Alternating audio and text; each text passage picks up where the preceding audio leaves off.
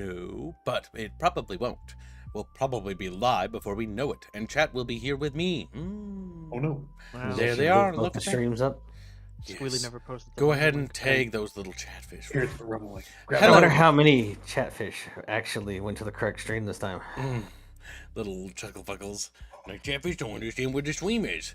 Hello chat and welcome to a new Bunchcast. Today we'll be talking about a couple of things. This is my random narration voice I've decided to do.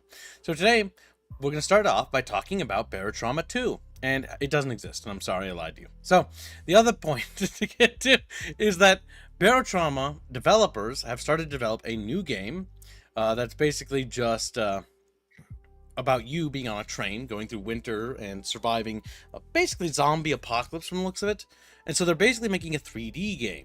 So the interesting thing here is that the developers behind BaroTrauma, Bakefish, have decided to explore 3D games instead of 2D side-scrollers. This could be a telltale sign that they're exploring how to make a 3D game first and then make a, BaroTrauma game down the road, so we might get a BaroTrauma sequel in the end. But it is interesting because the idea of it's really cool. It's like a Siberian train. You're going through this hellish winter environment. And let's just show the trailer so Chatfish can get a squeak peek of it.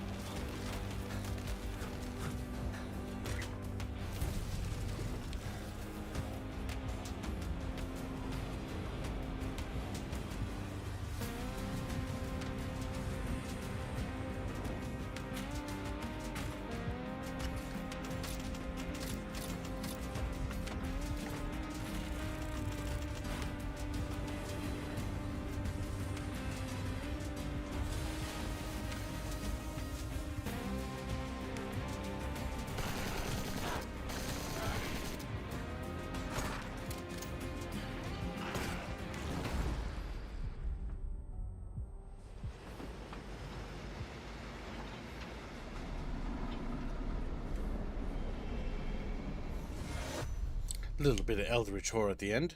But yeah, they're going to focus on what looks like a little bit of weapon crafting, the ability to customize your train, and it probably kind of looks like, you'll be able to move through sort of like a procedural world. And obviously it's cooperative, so that's quite nice. I'm kind of interested because I'm very curious to see what the BaroTrauma devs do, because BaroTrauma was such a unique and fun experience. And I would very much like to see them make more games like that, as well as I'm interested to see what the developer does after they learn how to handle 3D.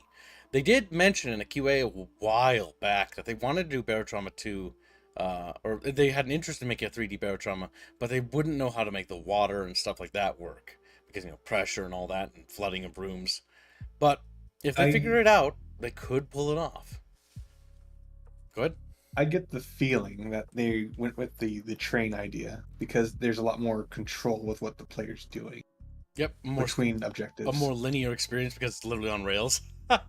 Yeah. Yes, I would assume you'd be able to switch tracks, but there probably is. The issue is anytime you go into 3D from a 2D plane, it is inherently going to have to be more restrictive, because they have to map out all the environments in 3D. Yeah. Also, initial impressions looking at it, it seems like it's not going to be quite as physics-based as BaroTrauma was. No, which also means not at all. that it's going to probably have significantly less spaghetti code. So it'll probably just be a lot more stable of a game. Yeah. That's what I imagine as well. They're going to play it with I wonder if it's just going to be like the Frost theme, because I think the Frost theme is there to basically you want to generate heat to stay alive, warm clothes and stuff like that. The weapon customization system is interesting. Go ahead. Just from what I was looking at, it is going to be the environment as well, but also environment is going to be a threat, but also the monsters. Yep, the Eldritch zombie things. And it sounded like more leaning on the monsters, and the environment was going to be potentially more of a background thing unless you get stuck outside. Yep. It does look like you'll have points of interest, so you'll be traveling. You'll need to gather food and resources. If they include like small navigable areas like towns or cities or whatever, which you could depart and go into, that would be great. That's what it looked like from the trailer. And from when I looked at the Steam store page, which I gotta open again. Don't worry about that. Why that's open, chat. Don't worry about what's in his cart. Just what's in the cart, kid. What's in the cart? But from some of the images, No, wait, it's go ahead. It's Shiro? Interesting. Yeah, they're the publisher. Sure Unlimited. Fake Fish is the developers. They made BaroTrauma. So one thing you'll notice right away is they actually went for hyper stylization. Right off the bat, we have low-res texture art for the texture work, which means performance for this game will be... It'll be able to run pretty much everyone's PCs, so it'll be great. And we also have, yeah, low poly too. So What if those are actually high poly, but they intentionally look low texture, Kips? yeah, it will still help with performance. I mean, that definitely is low texture. And they did the low texture art well. No anti-aliasing on the texture work. You can see those sharp ridges, thank God. Otherwise it would look fluffy and fuzzy looking. I do appreciate when they know how to do low-res art well. I will say that the resolution and sprites, you can see it's pixelated. It gives me that System Shock Remaster vibe of going for that low-res, but like modern sort of 3D look. Pixel art, but high resolution. Yep. High-res, low-res art. I think the quality of art is slightly better than Half-Life. Half-Life 1, 2?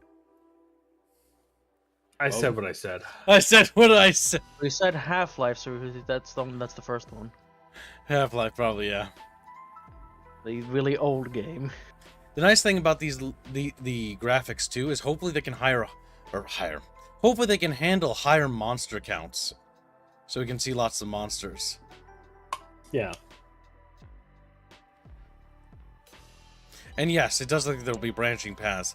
I'm not sure if it'll be a pre-scripted map or if it'll be procedural. I think it'd be procedural Might be into a bit of infinite. both. I think there'll be a campaign that's more scripted and the free play mode essentially.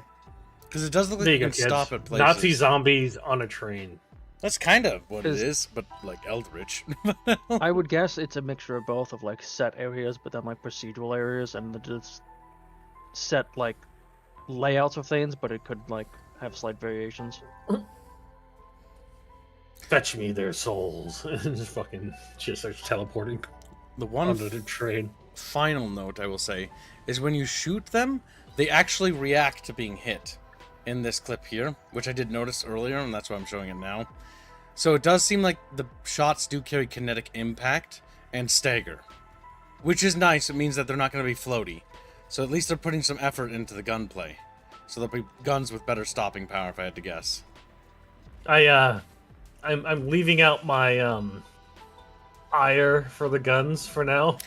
The guns are janky looking, yes. No, Might be the tell me intention. your ire. We need the gun autism now. Come on. So scroll up, I think. Back up to the other guns that were being shown. Miss? Go over one. That It's an abomination. It's clearly a rifle, but I don't know what that grip is doing, and I'm not sure what's happening here, honestly. there's no barrel to that rifle. It's yet. very snubby, okay? It's very snubby. It is I a will snub-nosed say- pistol. I will Rifle. say, looking or when you were watching the it looks like it was just selecting the short barrel first, and you could swap that out. Yeah. I do agree. It still looks like an abomination. It is. Yeah. It's a Bubba rifle. So think of a vintage Springfield rifle, Gibbs, and they cut off right at the fucking barrel. With a fucking like OG Oh, that's- style, Bullet With- sticks That out would be a little ugly bit. looking. Yeah. with an OG style pistol grip too. Yep. Oh, yeah. No, these weapons are a bit abomination-y. One thing I will notice is you got things like damage, projectile stagger, recoil, and spread. So how accurate the weapon is, how much damage it does, and the stagger effect of its rounds. And you see at the top, Kips, next to the image for the barrel? Look at the little chevrons It's got 2 little chevrons. From going down. So it looks like that. It tells you if the weapon is worse or better, I guess. Nominally, on- probably. Better than what was currently equipped, maybe. Yeah. Better or worse. So you can basically like craft your weapon and get it better and more powerful over time. Because if you look on the only if you use the look on worst far quality far guns. left-hand side, you can see like damage 6, fire rate 10, Mm-hmm. melee stagger 20, projectile stagger 10. So I wouldn't mind doing that. Also, you see, was it the fucking bottom option, Gibbs? ACC071938. Yeah, so that's a file name, not a. Yeah, the underscore there. Mm-hmm. It's a bit rough. Raw for your snub. Recliner. The icons for the parts on the weapon itself are different colors. Makes me think that there's also going to be quality. Oh, look at that, Gibbs. Quality parts. Oh, you mean like the white here, and this is like. And then, like, yeah. Makes me immediately think Unless- quality. Unless they want to. We haven't seen like, Damage a, rating on the part. we haven't seen like a Yeah. durability stat or anything like that. On the left hand, we can see stability, recoil, projectile stagger, melee stagger, meaning it's melee capabilities. So weapons can be used for melee combat. I imagine we It's can a mount. club. I'm hoping we can add bayonets to our weapons and stuff like that. That'd be cool. And fire rate, and then overall damage. So it's got a lot of statistics to track certain bits of information, which means that how you craft your weapons and how efficient they are or how good they are will affect that. So that's actually really interesting. And welcome to stream, Grumpy Rat, and Jonathan Macy, and Sturha, and Turnip I wouldn't Chips. mind playing this game just to test it out. It could be neat. Yeah, it's I'm interesting. pretty sure it's released into early access, isn't it? Yes, it will be Just coming to like early BaroTrauma? access, but in 2026. Or I'm not sure if so they that's don't even- intended for 2026. It'd probably be winter 2026. maybe Why something early like that, access? We already know that. How is the full version planned to be different? But yeah, I like the idea of like, because what's cool about their games is you deciding like, okay, should we stop here at this town as we're going through like a little town or city? And it's like, well, we could stop there. There might be supplies and medical supplies, but the risk is there could be more of those zombies. Or like, you can see like mines and stuff in some of the pictures. And so it's like, oh, should we go and investigate that or not? And then so you have to judge whether or not you want to stop at locations for resources or progress further down the rail. I also hope that it kind of works the way BaroTrauma did, and the further you progress deeper into this infested territory, wherever these eldritch creatures are, the, worse the infestation gets. And so you basically have to manage, resources while also trying to deal with these monsters, because you got some big ones. They had also that giant one, but I'm not sure if that'll be fightable or not. I'm pretty sure you can see that in the background in this exact screenshot. You can see the There's big a guy big there, boy. but you can't see like the big guy in the trailer. Oh, you mean like the spire The thing. Eldritch thing. Yep, that thing, that thing. right off in the distance behind the trees. It could be friendly. Knowing their games, they're not friendly. Even if it's friendly, it's like the most friendliest creature in BaroTrauma. Its mere existence causes your brain to melt. Beholder. No, that's not true. Molochs are not evil or aggressive unless you get too close to them. Yeah, Or violate their personal space. But yeah, I think Frost Rail is an interesting game, at least conceptually. So, and Fake Fish have proven themselves really well with BaroTrauma. So, I'm definitely going to be giving this a shot because I'm very interested to see what they're going to do. Now, to branch off from that, because Shiro Games is who's publishing it, Shiro.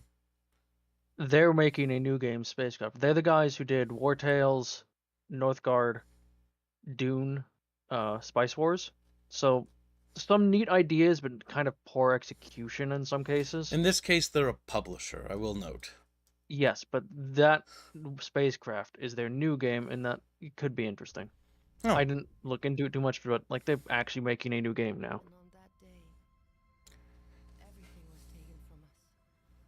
Well, take a look at it, because I didn't even hear about this until you just said it. I also just now saw it myself. Oh, okay. Whiskey. I felt like you knew. No, literally just saw it now. I like how the explosions like implode on the ships a little. So what? I appreciate the 3D movie shot you got there. Look at that little thing. Little guy going in there. Little guy. For a moment there, I thought that can go across the screen again. Nice. Every spark ignited. Every connection made. Okay, that's just kind of funny that it's focusing on that. I'm just saying.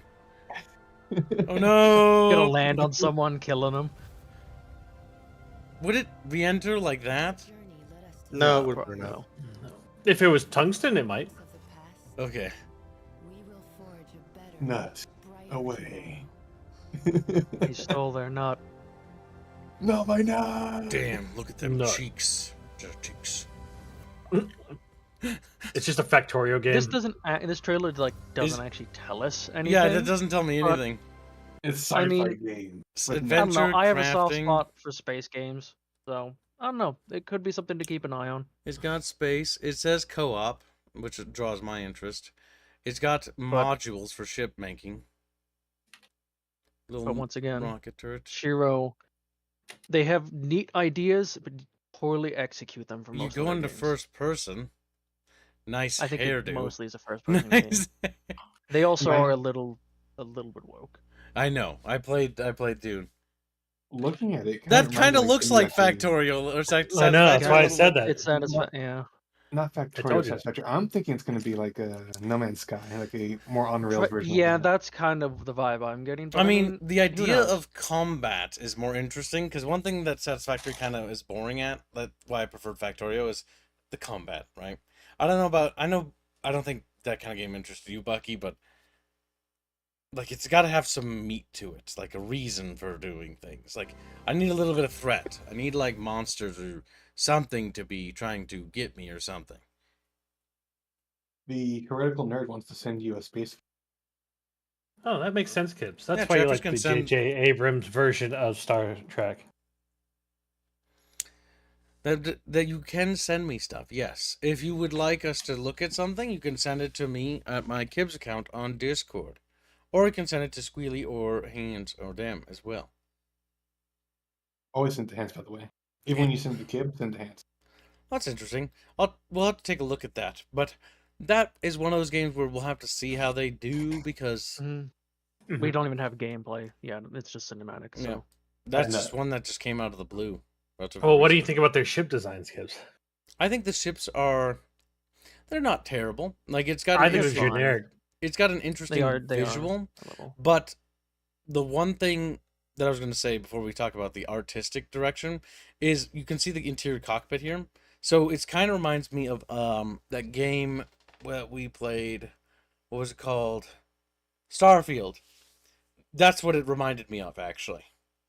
Better Starfield. Now, when it comes to artistically speaking, like the ships, they are generic sci-fi ships. They don't really have any personality or uniqueness. At least from the trailer and looking at the ship designs, it looks like it's going to be down to player customization. Like you can kind of see like these little TIE fighter like wings here, or TIE interceptor bomber thing wings they got going on here. Yeah, and then look in the background, Kips. What do you notice? Nothing.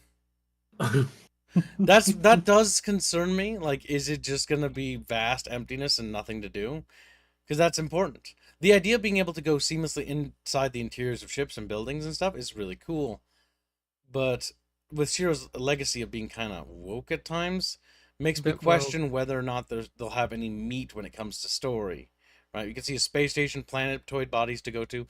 It's a game that is interesting conceptually, but Shiro Games is going to need to regain that trust after Dune. What was Well, it not called? just Dune Spice Wars, yeah. Dune Spice Wars.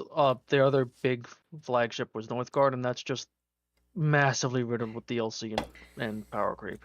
Yep, they now need to start making new games, and Shiro Games need to do that. It's interesting as well because they also decided to become a publisher. Well, not to become a publisher, but that Publish as well as Fake make Fish their own. has chosen to go with them as a publisher. Look, Kips, Block Factory. Another factory game. There's a lot of those. Wow.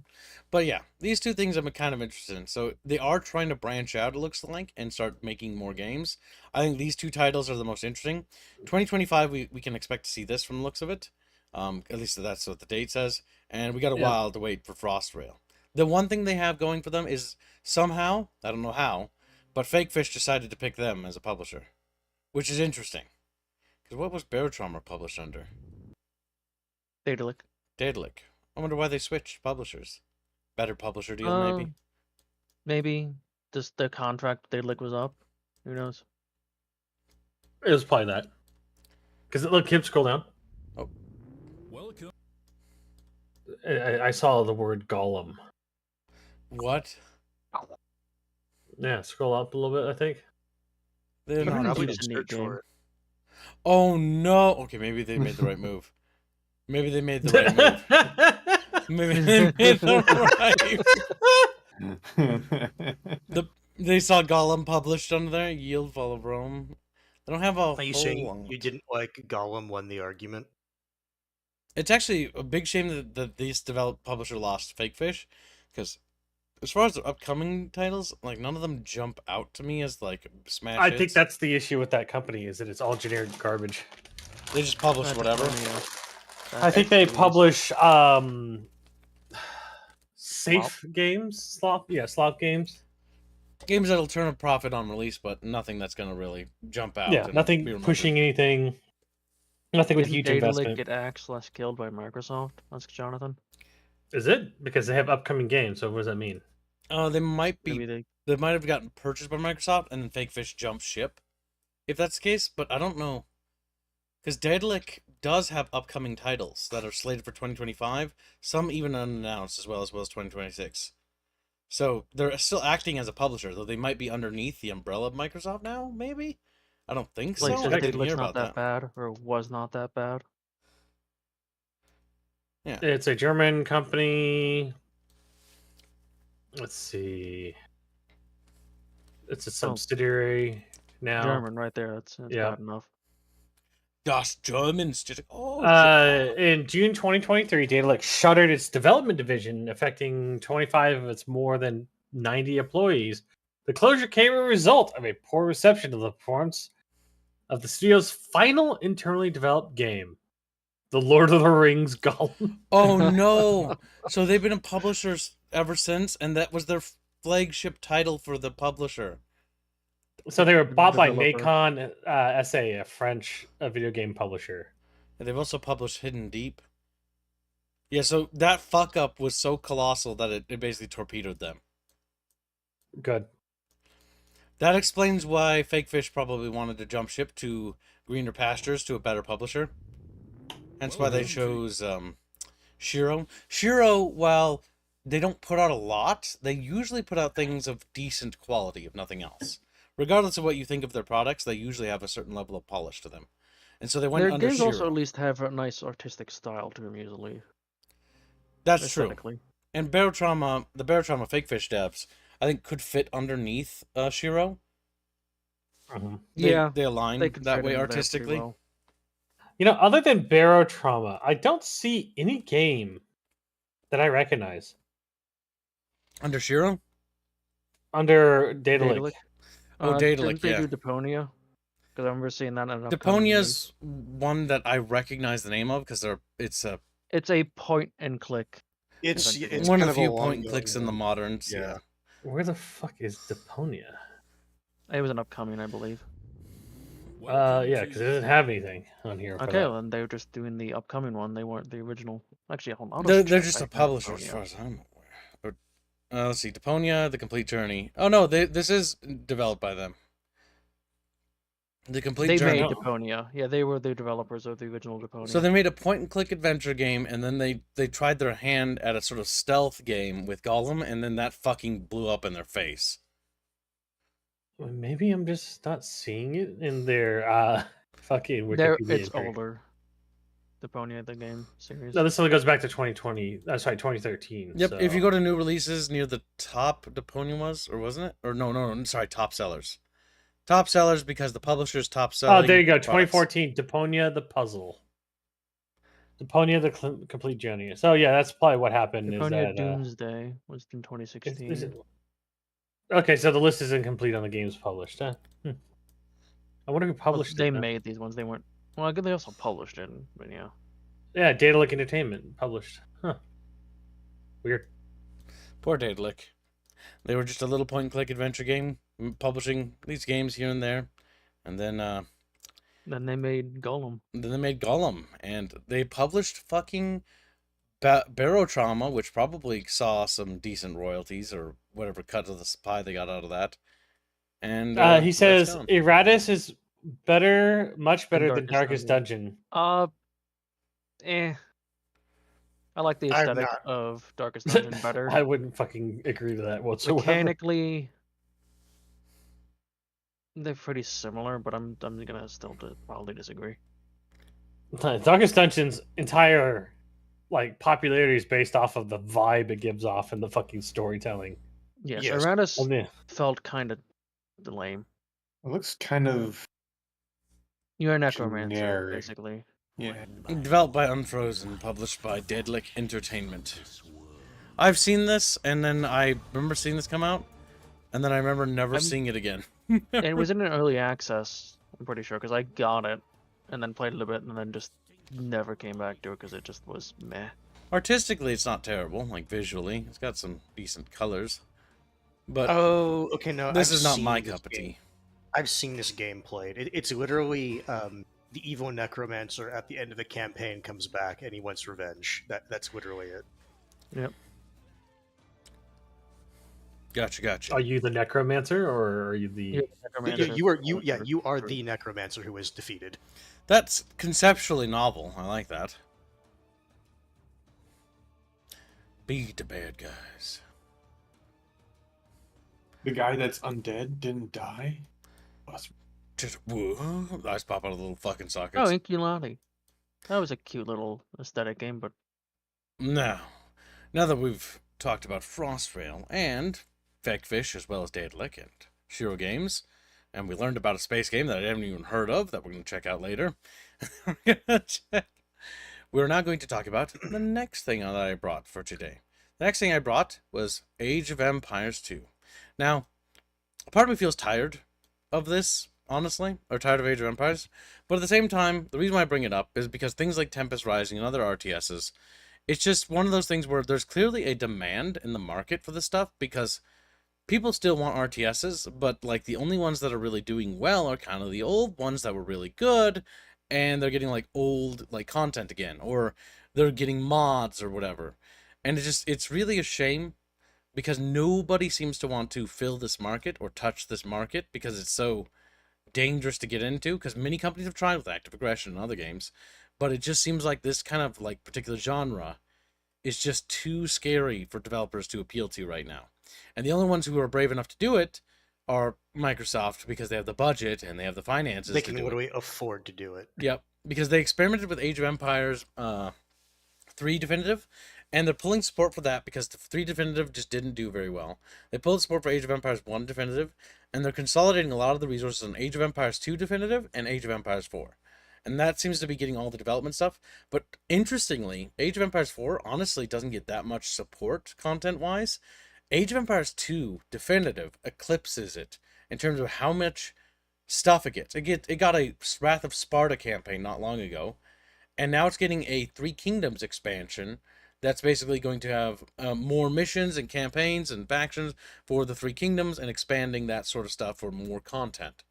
So it's just really fascinating that this just keeps getting more and more content. Age of Empires 2, 2025. It has more single-player content than any RTS I think in existence now. And is getting more. Again. Just really interesting that is how that seemed to work out. Because I guess this formula is just the best of this formula has to offer. And people, even with Age of Empires 4, well, it just doesn't seem like people want to really try anything different. Or maybe the developers just fucked that up. I mean, it was Relic Entertainment, and Relic Entertainment with Company of Heroes, they are not doing so good. There was just something about 4 that just didn't jive with me. That I played it a bit, and it's like, Yeah. Like, just visually, this actually just looks pretty and good. At least to me. Because it's filled with color, it's nice to look at. Like, it looks cool. I'm interested. And the different cultures have very unique buildings. I say very. Like, a house is still a house, but there's definitely character in the buildings with Age of Empires. Yes, they've actually been adding more sprites and different buildings now in Age of Empires 2 Definitive than the previous one, so that each culture has unique sprites and fucking, like, models. What makes me really interested in this is that it exemplifies that 2D games and RTSs seem to be, in a way, and this isn't entirely true, but seems to be in a way like it kind of has a staying power even in the modern market. I think 2D RTSs have something that 3D RTSs just seemingly can't get a hold of. Maybe it's the style, or maybe it's just the feel. Maybe it's the feeling of how buildings are crunchy or how units feel. Versus 3D just kind of felt always kind of floaty with a lot of RTSs. Just really interesting to see 2D RTSs still sticking around, and not only sticking around, but thriving. Versus a lot of 3D RTSs just not doing so well. Chet's just like, oh my god, China. The great China. But China. China. But the next topic we Kids. have. Before you do that, there's Oh? something you don't have on today's topic. Hey? The thing Bino showed you yesterday What did you show me yesterday? that you thought he was lying about. Oh no. Remember a certain movie? That's about no, A that's movie that's that too has big. had a rumor We're doing that at the since end. 2023. We're doing that at the end. I'm gonna go on a. That's gonna be a massive topic. We're saving that. That's the Dead Space movie. We'll be talking You about just the. ruined. You just talked about it. Good guys. Yes, but we'll talk about that at length later, because I have a lot to say on that, or a lot of thoughts on that. All right. Go ahead and mute this, by the way, because there's nothing of value being said. Wow, Jesus Christ. All right, so we're using Evi's video as background for this particular portion. And the reason why I'm saying that is because you can't see his name, but the channel name is Evi's, and I like to Your credit head's in the people. way. You could actually just scroll down so people could see it. I said it, Evaze. I even spelled it out. So this is the art style they're choosing to go with for Marathon. I don't Marathon. I don't particularly like it. It's too colorful. I don't particularly. This doesn't look like gameplay. This looks like a It's not artist submission. gameplay. It's It's a not. teaser. Like I said, it's an announcement for an announcement. Like, Marathon struck me as kind of dark and brooding. This is very vibrant and It colorful. is.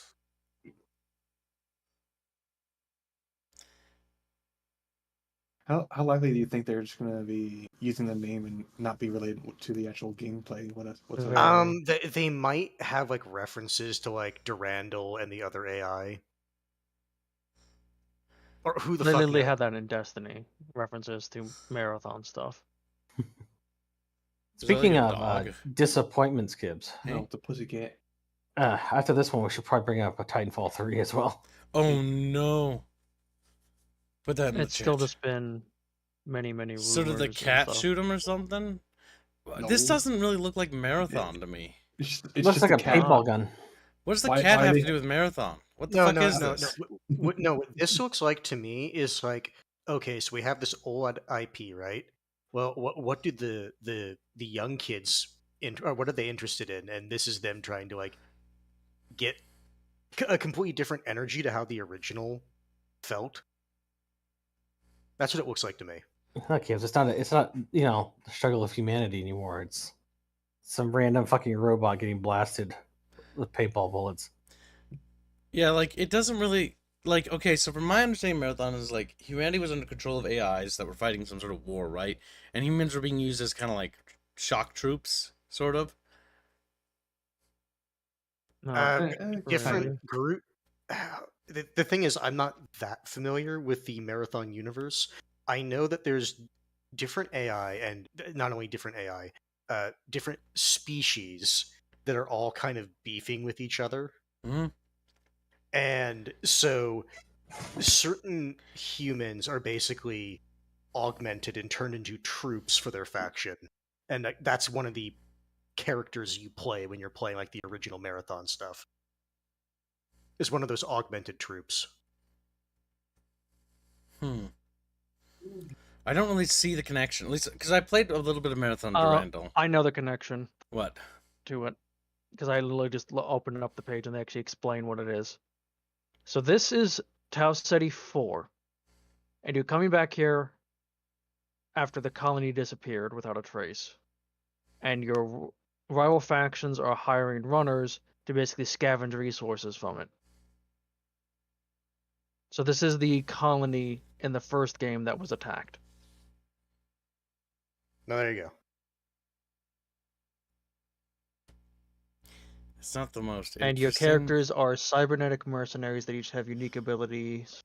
Hero shooter. And whatnot. Yeah. It's a hero looter shooter. It's like, they're all unique. Okay, hero shooter. If that's the case, it sounds like they're literally just using it as brand recognition. Brand recognition to launch a title. It's superficially related, not really related. It doesn't Basically, really yeah. seem like it's connected because Marathon really had nothing to do with like extraction shooting. Cursory and overview, resources. looking at the overview of the game, it's going to be Destiny-style character classes you pick. We have abilities and whatnot. So With mage, gunplay, brute, and you're just rogue. gathering resources, and then you have to get out or you die. Wait, they're gonna do a reveal in 14 minutes? 14 hour, no minutes here. And I say, no, that's with that counting down. You can skip forward. Don't care. I don't care about you. Where's people. the Show me game? the gameplay. Visualize. It's just going to be them talking. Round table. Initializing round table. Oh my god. YouTube, please.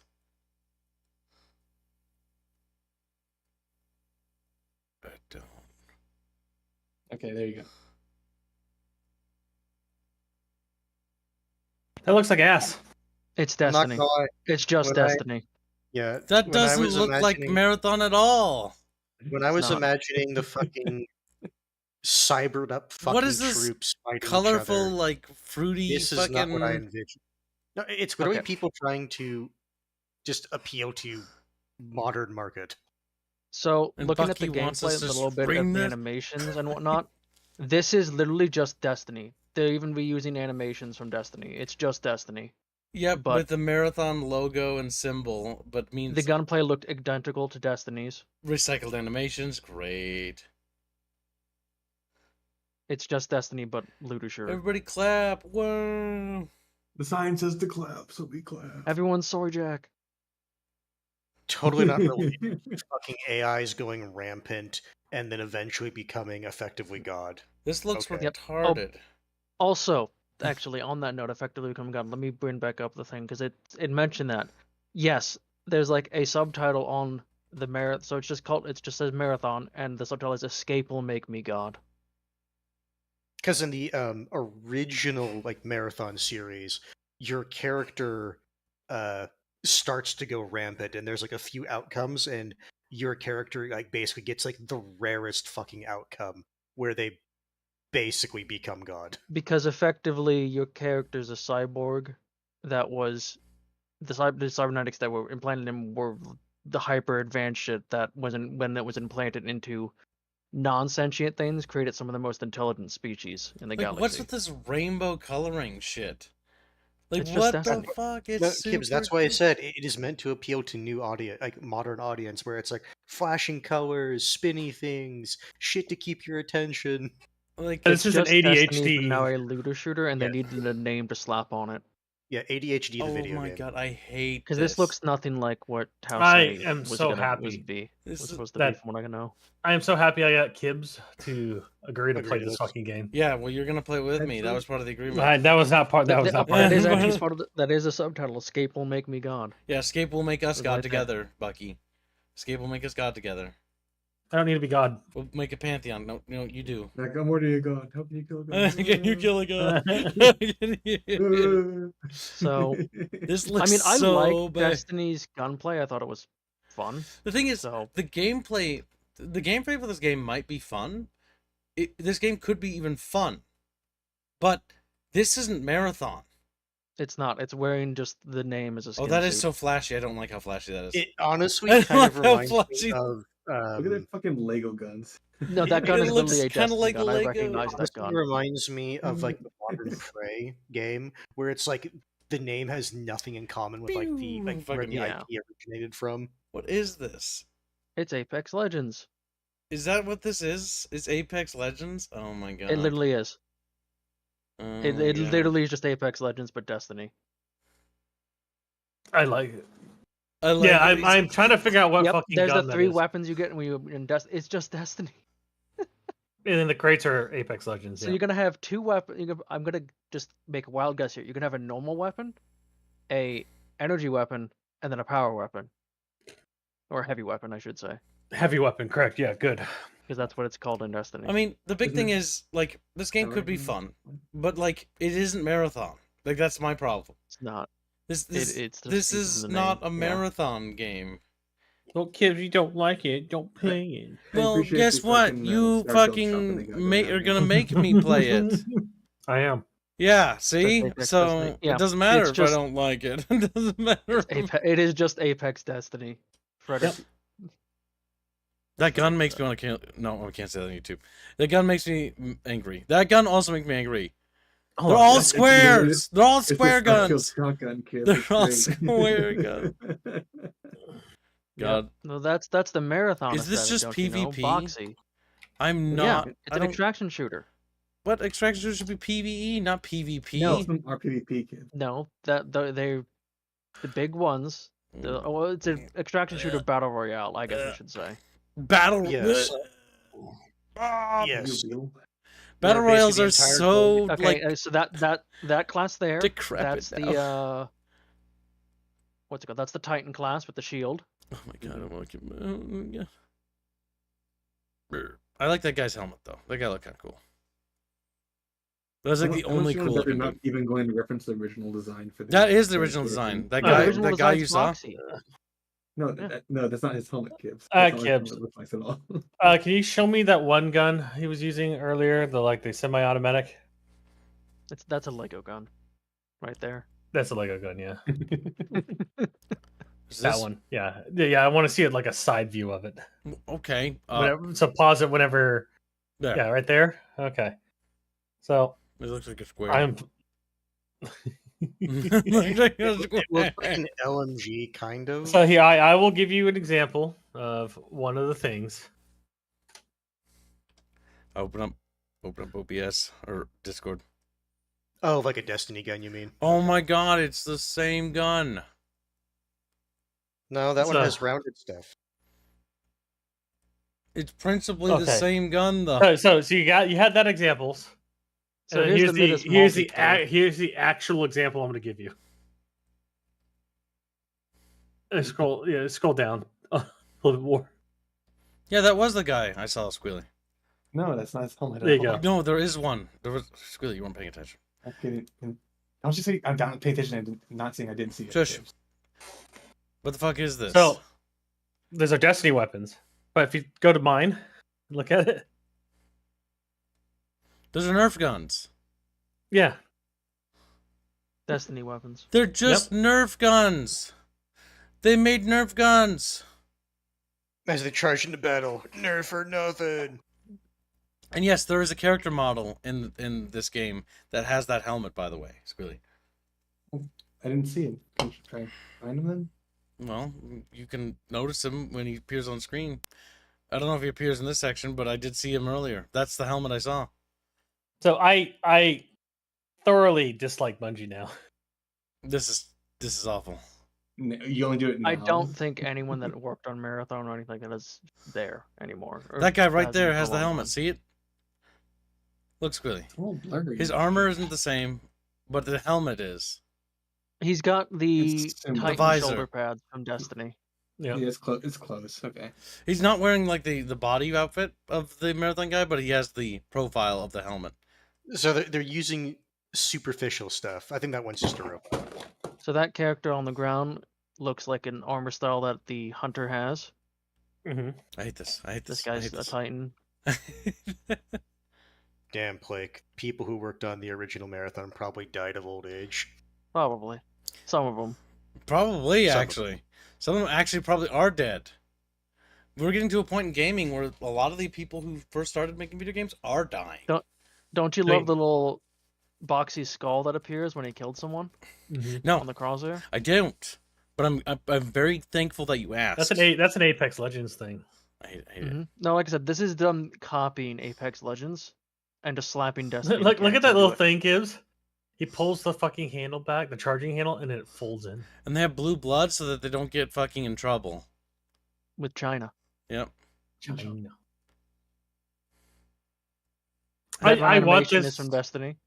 I want this just to be an elaborate fucking prank, and that it's just all The best, like they wrong put skins. some money into this prank, didn't they? They put some money. Well, they're just reusing like a lot of animations from Destiny, so. That Actually, charge based handle off the upsets me. aesthetic, I think the big meme is that you're inside of the computer. Well, I was going to say, I could potentially see, if they want to try it, to tie it to the Marathon universe, this is basically an elaborate training program for one of the AI factions, like troops, that they just run through. Okay. Yeah, but I hate it. Yeah. The I'd little thing rather it just be described in the another game marathon is you're game. on Talseti working for rival factions to just harvest the resources that were left over from the colony that disappeared. Yeah. Why is there a giant computer chip in the sky? This is Because- barely connected to marathon, like barely. It's a skin suit. Oh, I hate Bungie. Oh, you know what the next thing they're gonna ruin? Myth. They'll make a Myth fucking goddamn extraction shooter. I hope so. No, they won't make extraction like shooter tips. They'll the make something Fallen- It'll be a extraction shooter. generic. You need to go. fantasy thing. You need to go to Madrigal and get the loot out of the Madrigal from the other people. It's like you're fuck. thinking too small. You're Madrigal. thinking too small. It's going to be a survival game. Oh my god. Survival crafting game. Survival You know what crafting they- game. Rebuild No, Madrigal. no. They need an extraction shooter, but it's fucking Gondor. Bows and arrows and shit like It's- that. Oh my god, they Actually- make Fucking a terrible Myth game. a sequel and Actually- it's just Lord of the Rings. It's just I Lord just thought of what they would probably do, since all Bungie seems to know is Destiny stuff now.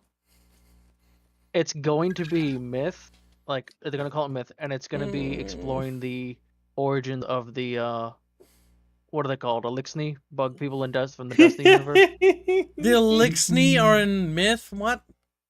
No, that's what it's gonna be, and The they're gonna call it Myth. Micridians?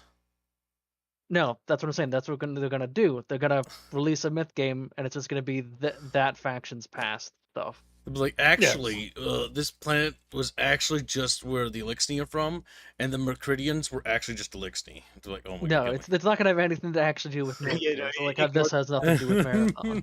Yeah, ignore the fact the Mercridians were just meant to be some fucking already defeated but still very terrifying enemy. They were like the first that- big bad yeah. before the Fallen, yeah. Yeah. They're just bad people. They're just bad people. So, Gibbs, just think about it. A Lord of the Rings extraction shooter, Oh. in which you have to get Frodo out. Frodo's like, Just He's like, grab Frodo picks and up carry him Frodo out. with Sam character. I may not be able to carry a ring, Frodo, but I can carry you. And they get shot in the head. 360 no scope by Gollum. Imagine all the fucking 360 no scope. Frodo, Frodo. And it's just like somebody gets like you get each person during each setting of the game. It's only one specific character. The guy gets Boromir. It's like, well, fuck. I guess I'm not Starts making it. Fortnite dancing. Well, Moogie, Yeah. I guess you won't be respecting me more because Bucky already said he was going to force me to play this. No, Kips has already agreed 2 years ago to play this game, and I Yeah. have never let him forget. He's Did forcing he me. set a price point for it? Yes. Well, that was a mistake, Gibbs. That was because I didn't think it was price, real. The price at point had already been agreed upon and paid out a long time ago. Well, that was a poor decision by past Gibbs. Because I didn't think Marathon would ever get another game. And in a way, it didn't. So I'm technically right. No, No, this it- is Marathon now, Gibbs. They control the lore. Yeah, That's kids. ass. That's ass. Just like how all of Extended Well, Universe Star on the Wars bright doesn't side, it'll actually come out on exist. Steam, so it has a 2-hour refund period.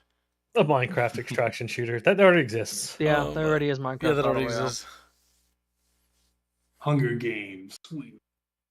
Actually, is this even really an extraction? It just looks like a battle royale. You only have 2 weeks to play this before it shuts down. It won't. This is gonna probably do better than that other game. I guess it is that you gather other garbage of stuff. Well, the big thing is, if I look at this game critically, and when I look at it, it doesn't look like it's bad as a video game. It's just not a game I would want to play. It also doesn't look like a game. So every time the company with the name Bungie would make. Yes. Every time they show the start of there's like no the air of mysticism about they this. start with nothing. This just looks soulless. Your shirt says marathon, but you don't even know what marathon is. None of you know what marathon. For a rival company to go, you're a powerful cybernetic bounty like hunter or mercenary, and you drop down with no equipment. Yeah, because you pick everything up off the ground. It's Geoff Keighley. Look at him; he's old and about to die. Oh my god!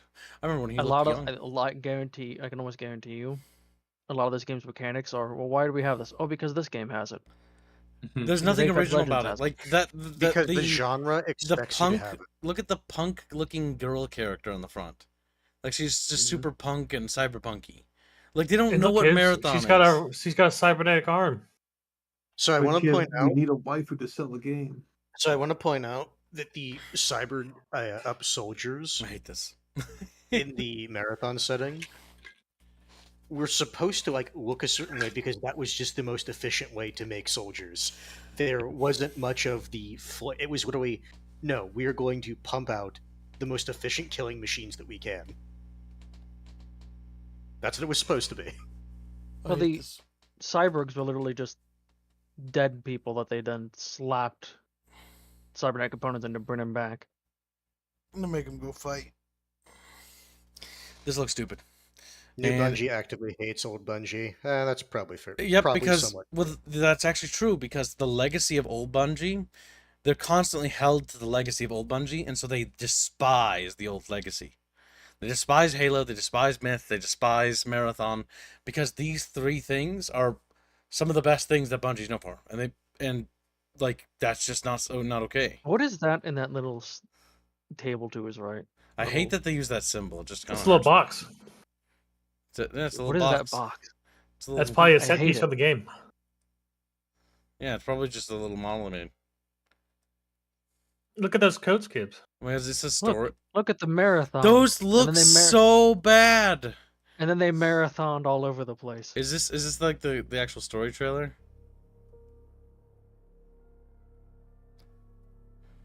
I think it is. Like, this doesn't even look like Marathon. It's so vibrant and colorful, Gibbs. Like, what the fuck is this? It looks so generic. Like, what is that outfit?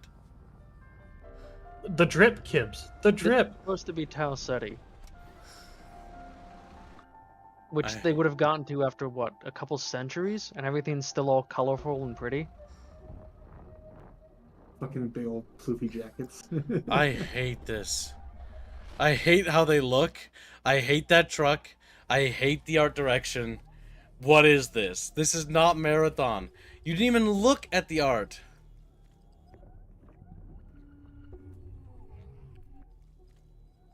They just wanted to make their own thing, but then call it Marathon. They should have literally just kept this in the Destiny universe.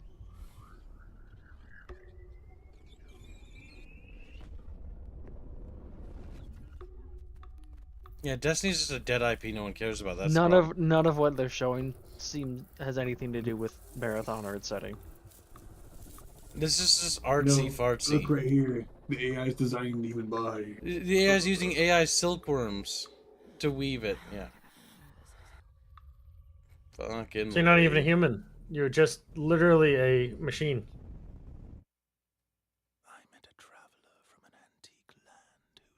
Wow, I just used the fucking Ozymandias fucking thing. Alright, cool. This seems just... The word soulless keeps popping into my mind. Unimaginative. Whose frown and wrinkled lip and sneer of cold command tell that it sculptor well those passions red which yet survive, stamped on these lifeless things, the hand that mocked them, the lifeless thing that mocked them. And the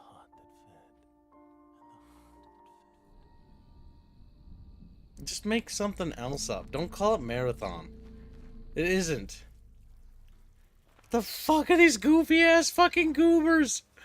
Oh my god, I can't get over how dumb they look. This looks I'm like glad to somebody see that they modeled kept a. the Titan shoulder pads that were always dumb looking though. Yeah. They should be bigger, if you ask me. It looks like they used like What is this bitch doing?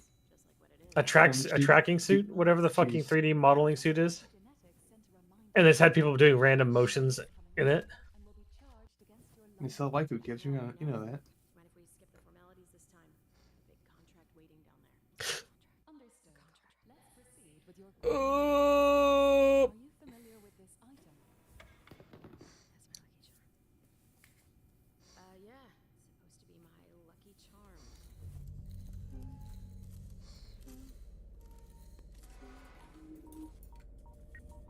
oh my god. It's just so goddamn bad. It's just... Oh look, it's the Titan shield. Yep. It's just Destiny. Don't pretend it's anything that... Oh my god, fuck off.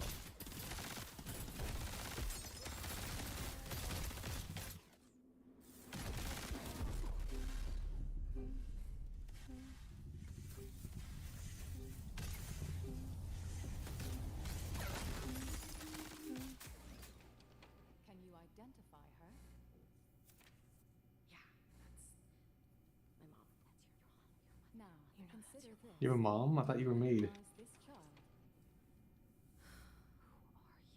I don't know. It's you. Really? Yeah, we're telling you it's you. We have no What? proof that's you, but we're just telling you it is.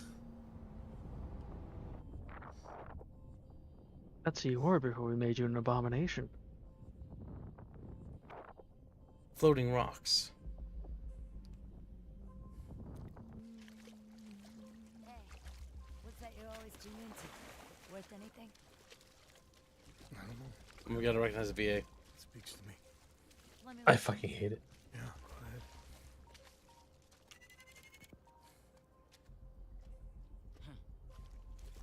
You ever wonder what happened to these people? It's not my business. And this music is? It's the Dead Space Security Chief VA. It's not for sale. Give it to me. Nice. Well, Well, don't worry. Don't say. Oh, always getting Become the played. ghoul. Are they gonna make like a movie or a show on us? Like, what is happening? That's the Hunter Cloak ability. Oh, she cartwheeling now. Oh my god, she just takes it.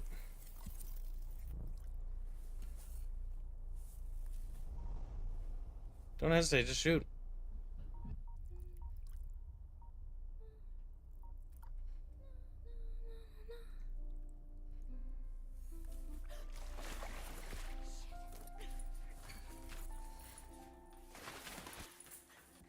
Why'd you? I hate Why'd you this. cartwheel away? If you're just gonna go back to grab something. damn. Why don't you just fucking kiss already? Jesus. Ah, so that was a warlock ability. Yeah, the stun ability. Yeah. You know, it would be a really good way to get your Look little at shit Paul. back. I hate it. Shooting Shooter. her. Just don't damage the head. Oh shit.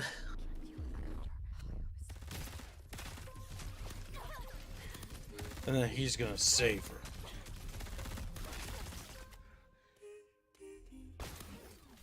Or maybe not. Or maybe not. What were you saying, Kibbs? Get your little thing back. Hold on, her head was fucking plastered all across that fucking ground. And on the pedestal, these words appear. My name is Ozymandias, King of Kings. Look on my works, ye mighty, and despair. This is... It's not. It doesn't even apply to this. Nothing beside They want to try to be mysterious. Appropriate. Like they don't get the fucking quote, the understanding, the meaning of Ozymandias. So I have a theory on why like there's random anomalous stuff like the floating rocks. They're like Stalker. They like stuff. No, because the working calendars in the marathon setting that warp reality and stuff, which weren't on Tau Ceti. There are now. Now they are. Oh, we looked at the gameplay already. It's not Is good. that We're looking at the cinematic trailer It's for just Marathon. Apex Legends crossed with Destiny. Nice puss. Do you Fucking. recognize this child? And then you just get reincarnated. No.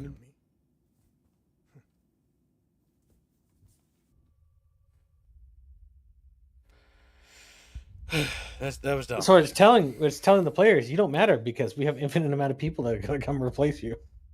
You are all over. And there's also another thing. You are not snippy or quippy to the AI that's controlling like your group. They own your soul. Like, what are you gonna do about it? Yeah, so for those who missed the gameplay, I'll just show it off real briefly once I fucking find it in this thing. So I'll do things like Don't talk. Rapist. I hate how they're still using this little marathon. He's a rapist. He's just raped an IP in front of me. They even changed it a bit too. Get the fucking George Lucas from fucking South Park and just plaster his face with Yeah. it. And Kib is gonna help them. Squeal for me, Marathon, squeal! Fucking. How does it feel, Kibs, that you're gonna participate in the This is violation? apparently the marathon sequel No one asked for it. that we've been waiting for decades for the franchise that's been dead. This is marathon. Congratulations, chat bros. Chat bros, but this game will Look, the iconic marathon helmet. It's iconic. Look like it. I mean, actually, slightly. I like how they have all the same execution. Just fuck, it's just a random computer in the sky. It's just a fucking giant dated. It's a fucking ship. computer chip. It's actually a That's ship. the ship. Yeah, that's where they're being printed from and sent down. I just I hate this. I can't wait to this. hear the reason why you. Like, I'm trying to give this like a fair like analysis. analysis. Like, okay, like, you know, it's a game. You know, Kibs, didn't you say something to somebody earlier before the stream that you should be entirely negative about something? there are some things that are so bad that you can't say. Yeah. Okay. Yeah. Special pleading. Yeah. Social pleading. Chumba, you don't get out of this, Chumba. Chumba, you don't get out of this, Oh, Chumba. I already know rules apply to me that don't Yes, apply to Kim. not to thee. Rules are for you, thou, or thee, not for thou, or whatever.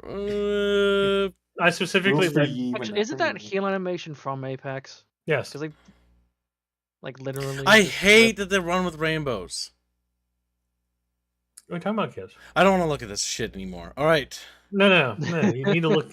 I'm gonna hold you open like the fucking dude from Bird Box. we need to make with your eyes Kids play open. marathon and have him just. So, like, you know what? for maybe those it's who good. missed it earlier, let's palate cleanse a little bit. So, this game looks interesting. This is from BaroTrauma devs. It's about being on a train and like having to scavenge supplies, and there's like eldritch monsters that are hunting you, and you got to work together to keep your train going, crafting weapons and making things. Okay, that's palate cleanser because I want to change the subject. Okay, we talked about this. If you missed this part of the stream, go back to the beginning and watch it. It's really good. You want to check it out? Trust me, chat bros. All right. Fuck me. That was so fucking. That was so fucking awful. That was so fucking awful. Remember, be positive. I wanted the stream to be positive, but you guys keep bringing bad news to me. So Chumba, Mr. I played this game. Now Chumba has played Dune Awakening. You didn't sign an NDA, right? It's only for showing gameplay. Okay. Then you can tell us about it. Yeah. I'm just making sure you don't get in trouble. Or I get in trouble. So I'll mostly just be talking about what's been revealed in regards to showing stuff as well as community feedback on things, and then I'll go into what my personal experience is because I only played a little bit, and it was one of the early first tests. So mechanically and how the game's going to work is it's going to be server-based. There'll be a handful of servers. The test showed like around 10 global servers, although you could only use 2. So the assumption being that there'll be 10 on release. They might add more. They might add consolidated servers as players, come and go. But the main thing is everyone's playing on a server, and there is PvE areas, but the game is intended for the PvP because that's where all the good loot is and where the main content and all the end game, mid to end game is at in PvP zones. Okay. There's So PvE elements and enemies. the early to mid It's like game the is Division. PvP. It's like Division series, basically. Basically, yes, very similar. It's going to be mechanically similar to Conan, so you can build your own base. But where you can build it is you can't just freeform build anywhere because you can't build inside a point of interest. Yeah, because that would be a hot spot for all players to go to.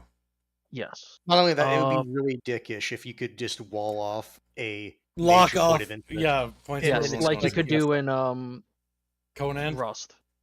You could do it in Conan as well, I Exiles guess. too. You could technically wall off areas So- of interest. Now, it's not. It's an alternate universe of Dune, and right off the bat. So now that's fine because they're up front. It is an alternate universe. Literally, the intro of the game explains this is effectively a alternate reality that Paul sees in one of his visions. But And yeah, then he's it's like he talking about never you, came to the character. Rex.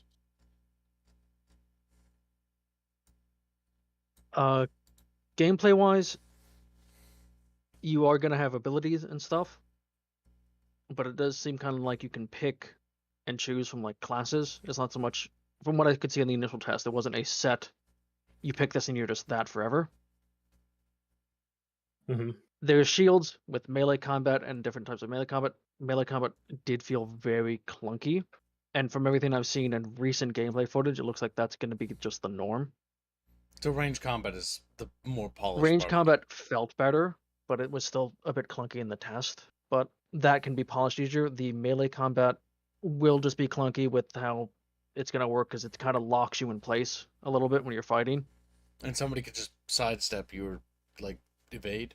Well, yeah, at least with the NPCs, it basically locks you both into animations. Then you either just dodge or do that. It didn't feel right, but that could be polished with release.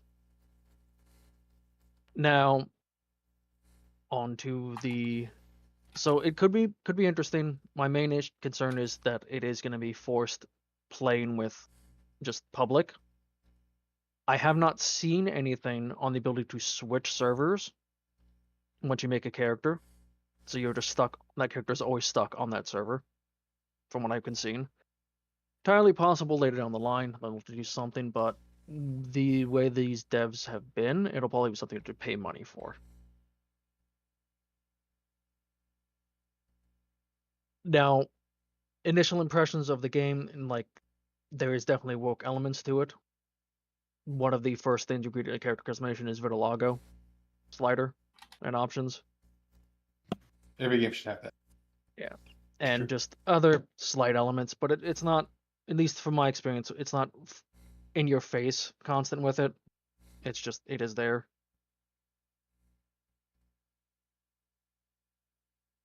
And the other thing that in regards to concerns for the future of the game being that it is doing a early access. If you pay $70, the base game is $50, but if you pay $70, you get the special edition. You get 5-day early access, which, due to the nature of PvP and you having to engage with it to get the best gear, people are immediately concerned that, like with other games of this similar genre, that it'll just be people get in, they get a head start advantage, and then the big guilds will just dominate and you can't do anything as a smaller group. Which these types of games in their lifespan usually happens. But there is lots of mixed information about the early start people might be locked into a specific server or set of servers. so it might not be an issue on launch. My concern, though, big concern with the game, is after launch, based on how games like the other game, Conan Exiles, and other games of this genre, is you might see clan stuff, big clans get established, and then you can't really come in as a smaller group at all, into especially PvP. The other concern being Conan Exiles did have DLC you could buy that was just... Now, the argument being it wasn't better gear, but it was just you'd pay to basically skip having to get low tier stuff and just get automatically better gear. Or you'd get stat boosts that you couldn't necessarily craft normally. And in the DLC stuff, it is mentioning cosmetics like colors for gear. So there will be color patterns you can buy or get in-game. But it also does mention Sardaukar armor, which doesn't seem like just a cosmetic. So, well known to release, but they might end up, like months or years down the line, doing more. Buy this to just get better gear right off the bat. But fingers crossed, they don't follow the way Conan Exiles does, and they do learn from mistakes of the previous game. There's also a lot of speculation that after release, they will introduce private servers.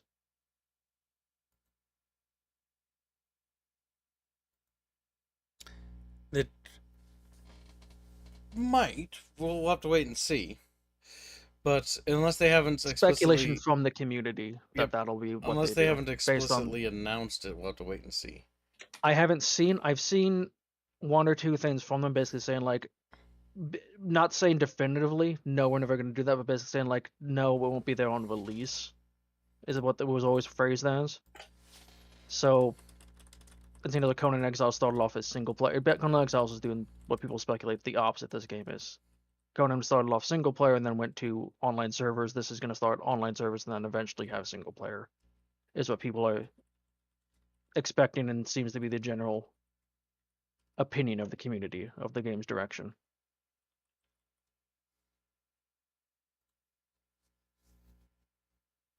Yeah, we'll have to wait and see. What are you snorkeling about? We'll have to wait and see.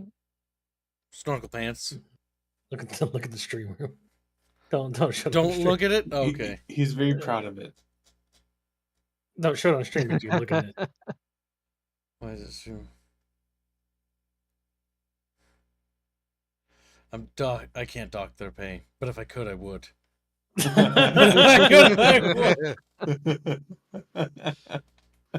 I take it that's a secret.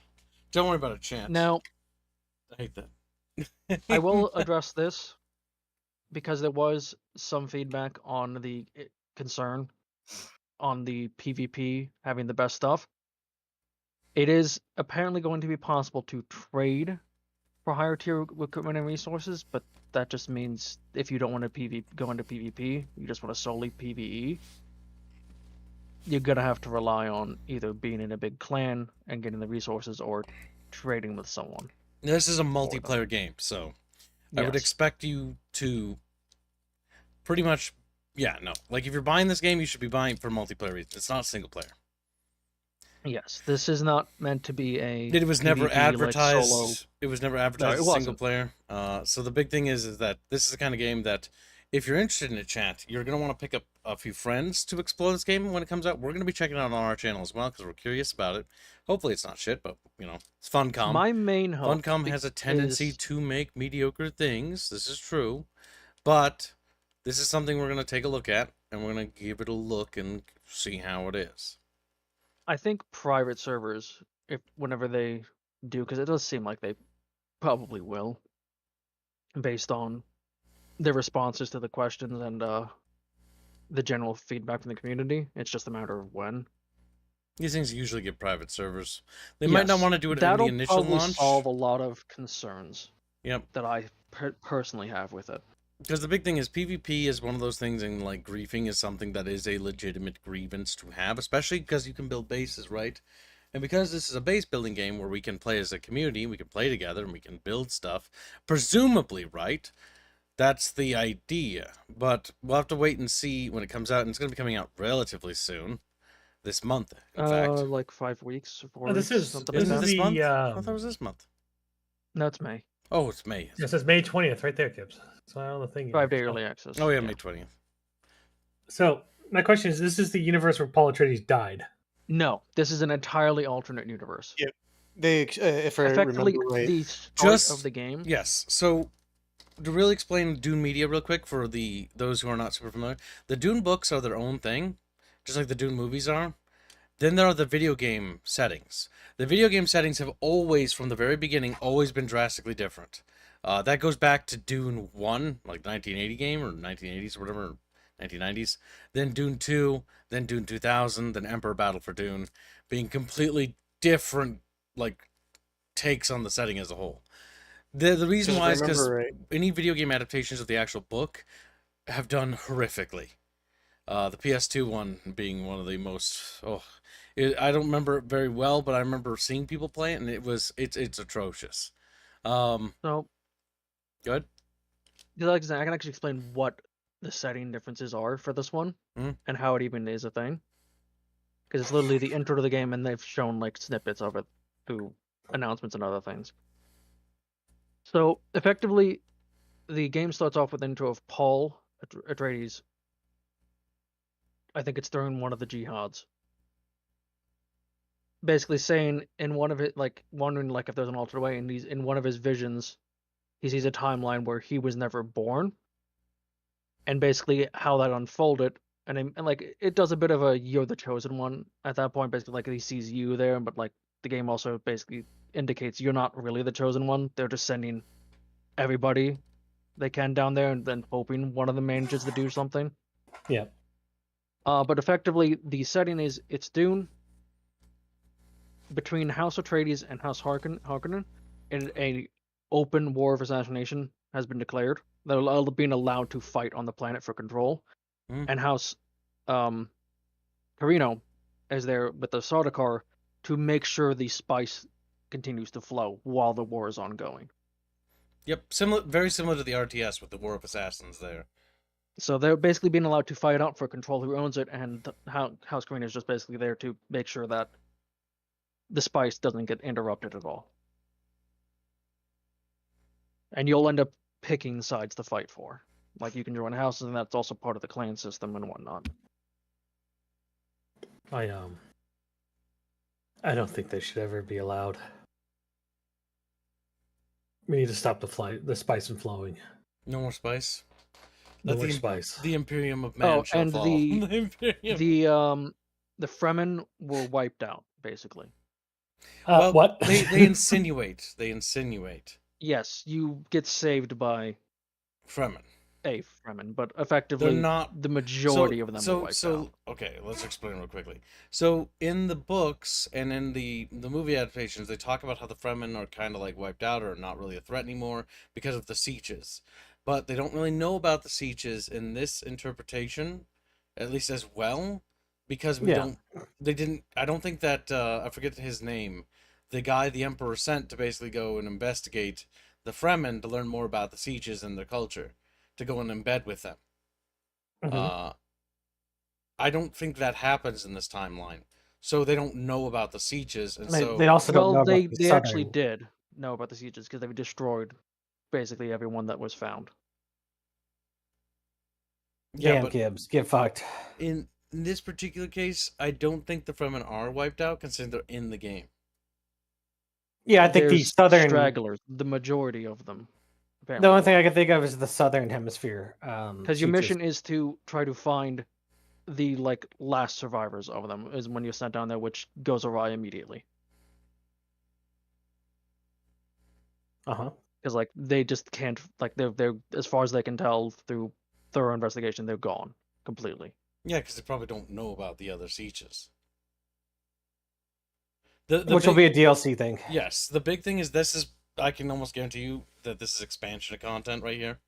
Because the whole, them not knowing about the sieges or not knowing how big they are, because they knew about the Fremen and the sieges, but they didn't know how big they were. That was the where thing they they misunderestimated the first time. That's what the Emperor and Harkonnen did when Atreides made use of the Fremen allies, because there were so many that once rallied under one banner, they couldn't stop them. Yeah.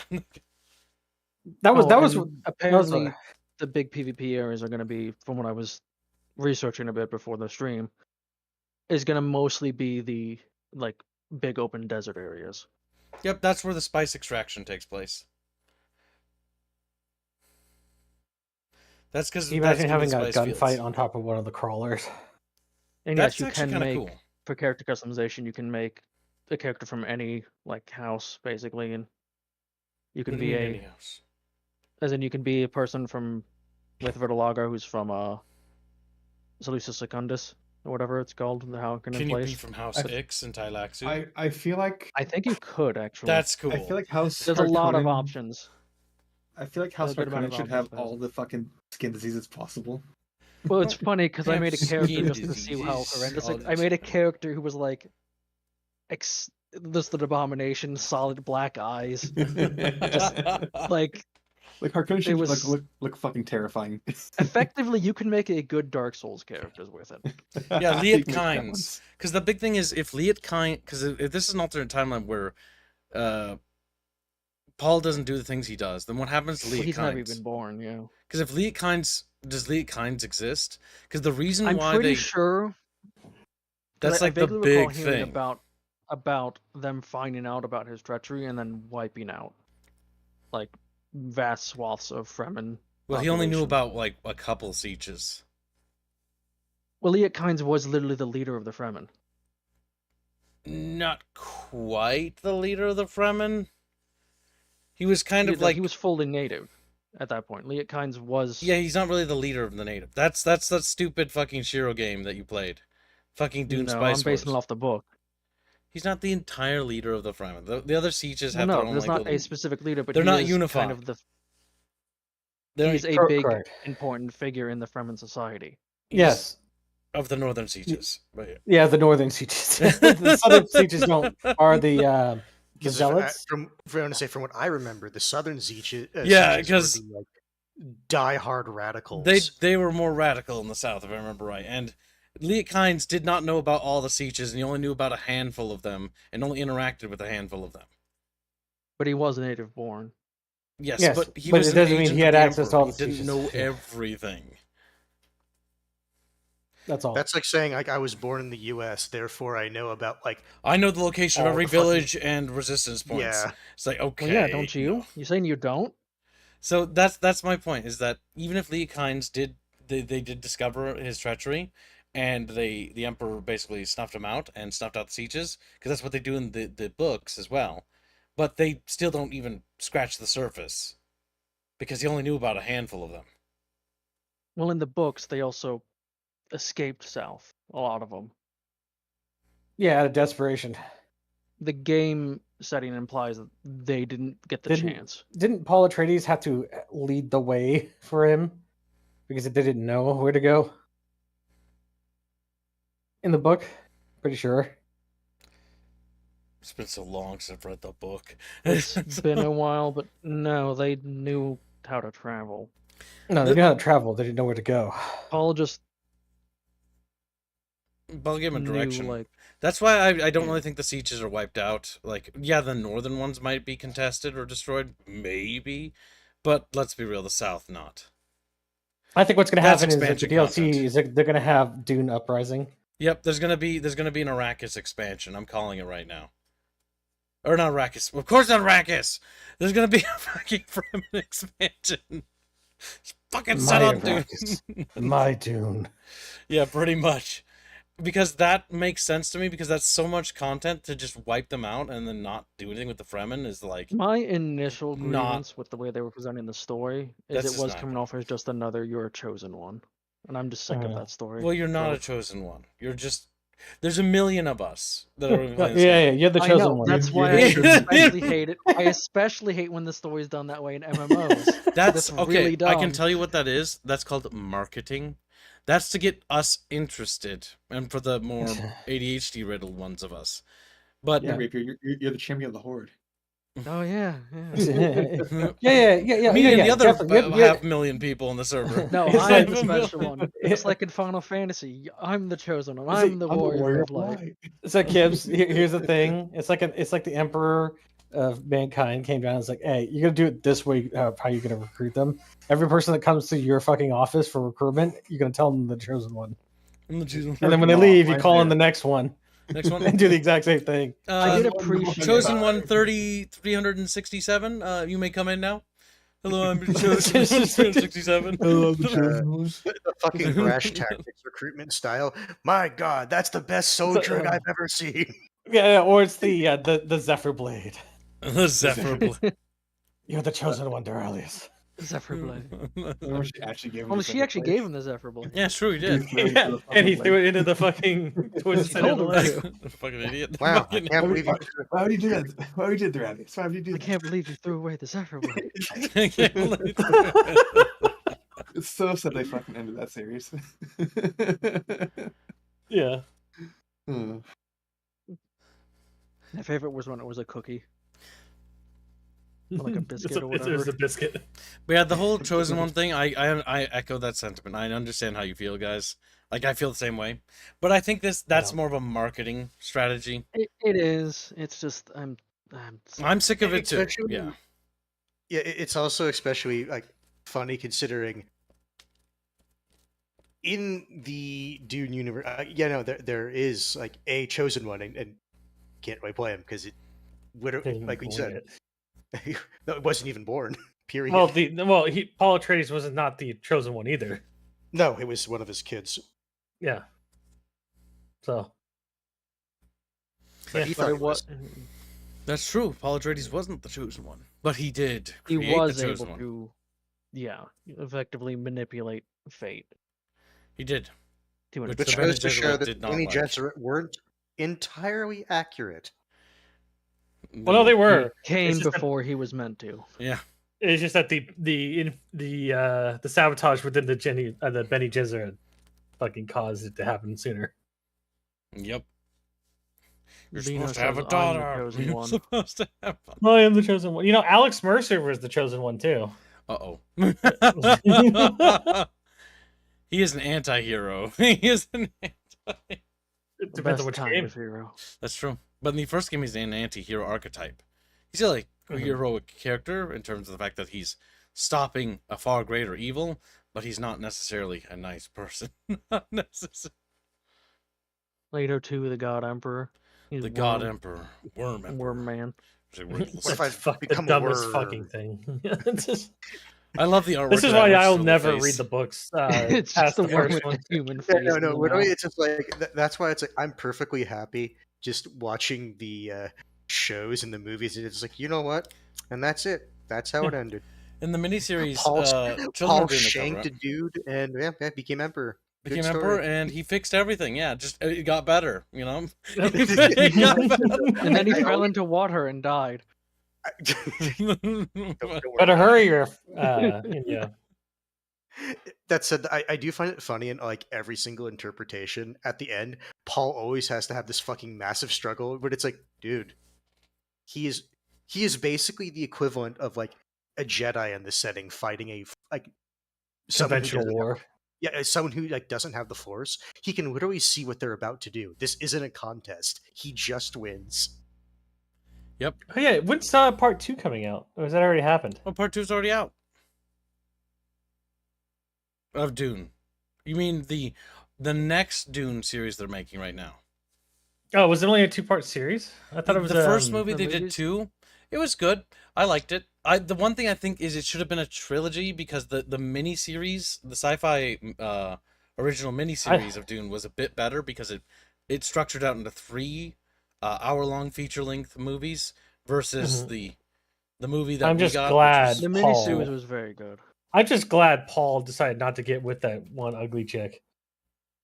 Oh, the princess. Oh yeah, the Oh, you mean that one? Oh, Yeah. you're talking about Cheney. Cheney or Chiney. who Oh, they fuck. decided to subvert our expectations with. So Yeah. that the biggest problem with why that ended up the way it is, because the director was like, okay, instead of showing the Southern Sieges and developing a character for Paul to basically struggle against, because to represent the more extreme aspects and the hesitant Northerners as well. I'm just going to use Cheney's character. I'm fucking up her name. To represent every To Fremen represent all perspective. the Fremen perspectives. And so all that does is make her go from loving, supporting the way she was in the books, loving and supporting and having his back all the way, and being a true lover. And then to being loving and supporting, and then second guessing him, and then accusing him of things. and then loving and supporting again. And it's just like, it just, in the movie, it just comes off as like, so Kibbs, fucking you don't understand. weird. Because Paul is because Paul is fucking Paul.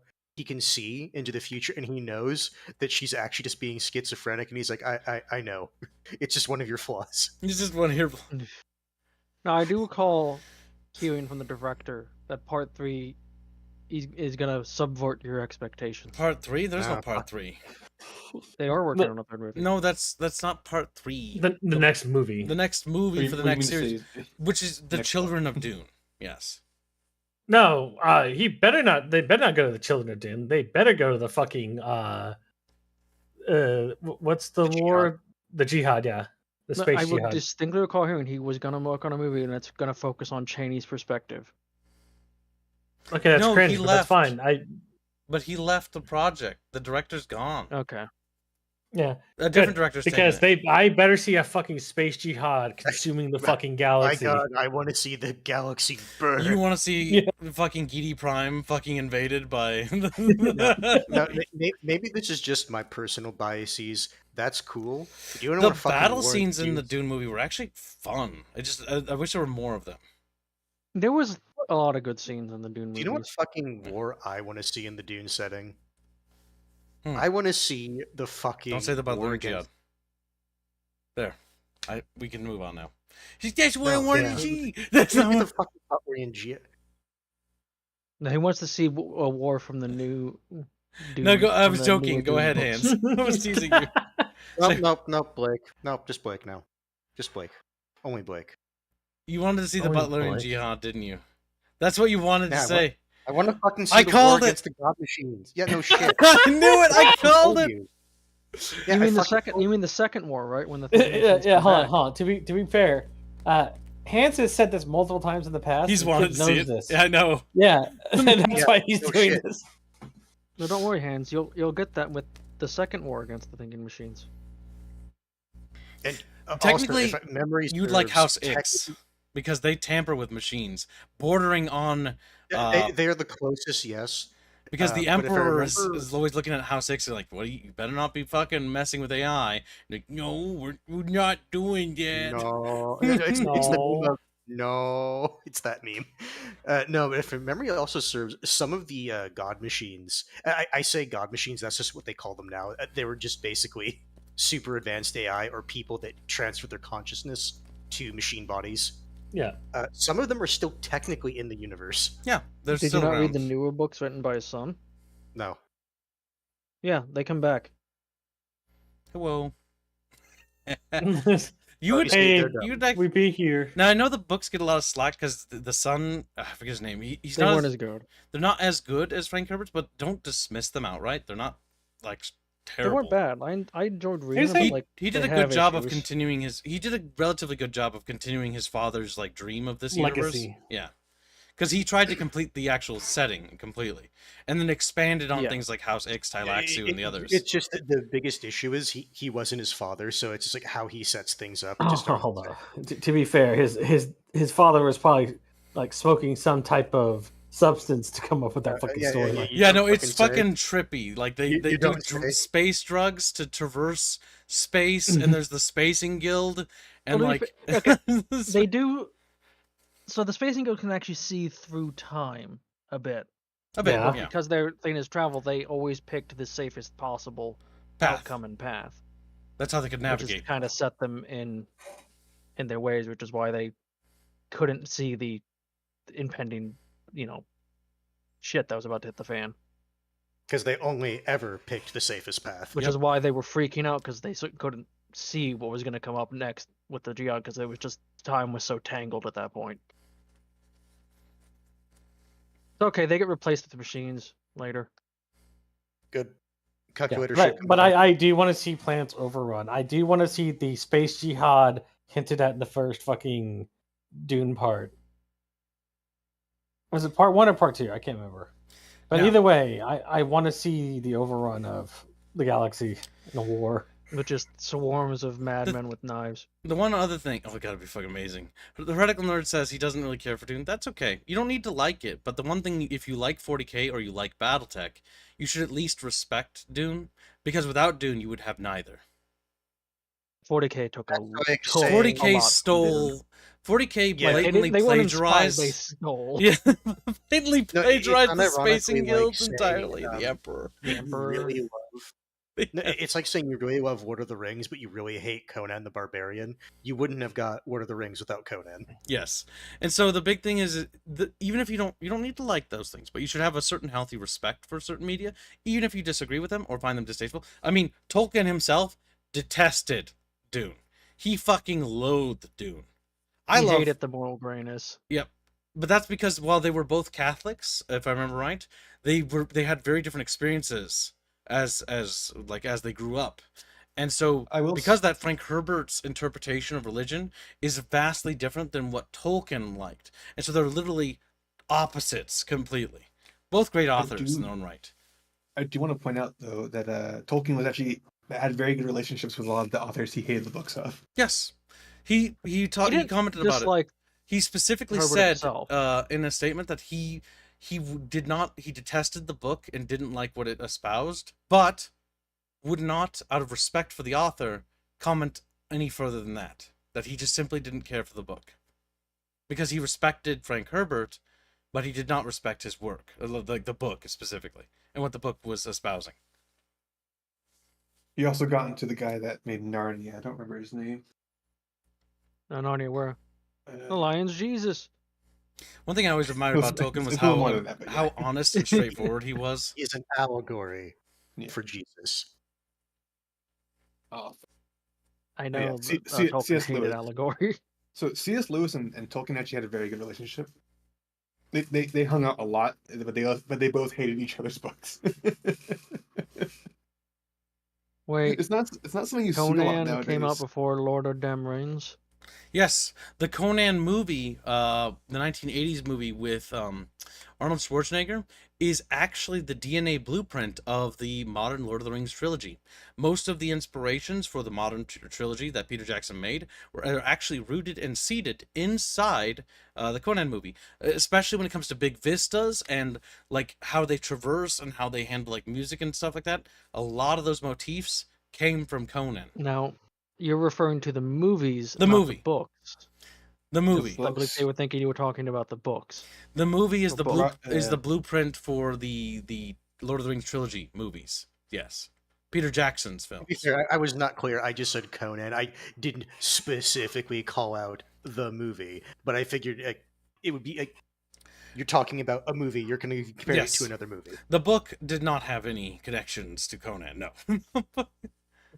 Neither have connections to each other in that regard. I always forget how old Conan is. It came out in the 1930s. Fucking ancient. Yep, it's ancient. It's one of those old IPs. It's sort of like John Carter and stuff like that. Old sci-fi, old fantasy. Yeah, Frederick thought you were talking about books and comics. Old dark fantasy more so. We should watch Conan movie. This is like rolls around Arnold. What just was does that a Tolkien's lot. opinion on Fortnite? He likes cross dance. He probably wouldn't care for it, but he would say that it probably should just be allowed to be a thing. I think he would probably detest it because of its moral implication. Remember, Tolkien wasn't big on violence, which is funny because the book is about war, but it's not. It's focus. True. But the thing is, it's at least in his book, it is literally about good versus unadulterated. But evil. it serves a moral purpose to his story, and he was big on morality, and so video games that are violent, he would probably not like video games. He would not like the Peter Jackson adaptations of his books on the sole purpose, not because of how respectful they were to the aesthetic and direction, visually, with the pillars and architecture and costumes and stuff, but it would probably be more specifically due to the amount of violence was in it. And we have a glimpse into that due to his son basically echoing that same sentiment. that he thought that Conan, the one thing he didn't like about the movies is that they were a bit too violent. Conan existed well before the books were written, but Tolkien was not given a Conan book until after he was already conceiving his setting. Yep. Which means that it would have little inspirations and markers that connect the two. It's okay if there are markers and inspirations from each other. That's what leads to great settings. Like Warhammer could not exist without Dune. Warhammer 40k specifically. Battletech couldn't exist without Dune. Dune is kind of the father of mini science fiction things, and without its inception, we wouldn't have a lot of things. The inspiration BattleTech took for Dune? I mean, Comstar is kind of similar, like in terms of the navigation, Navigator's Guild, but at least it did a little bit something unique there. It's a little bit more feudal space, but the idea of like great houses vying for a throne, things like that. It seems a bit more surface level. Yep, it's a little bit more. It's not more actual it's not inspiration, as direct. not so much. 40K was a bit more plagiarism. Yes.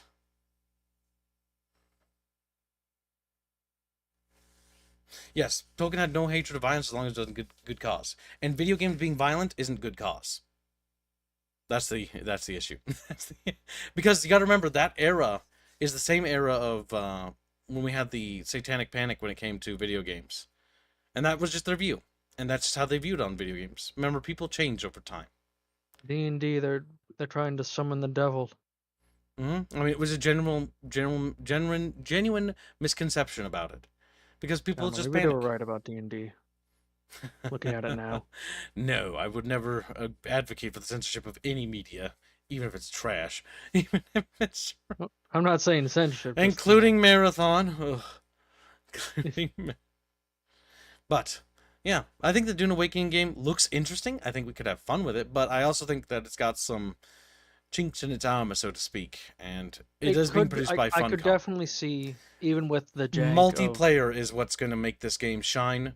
That's with going to friends, be it will be fun for sure. Because the ability to have like a squadron of ornithopters with friends and like go out and attack someone's spice harvester and steal their spice like is a really cool and fun concept I want to try with chat as a community.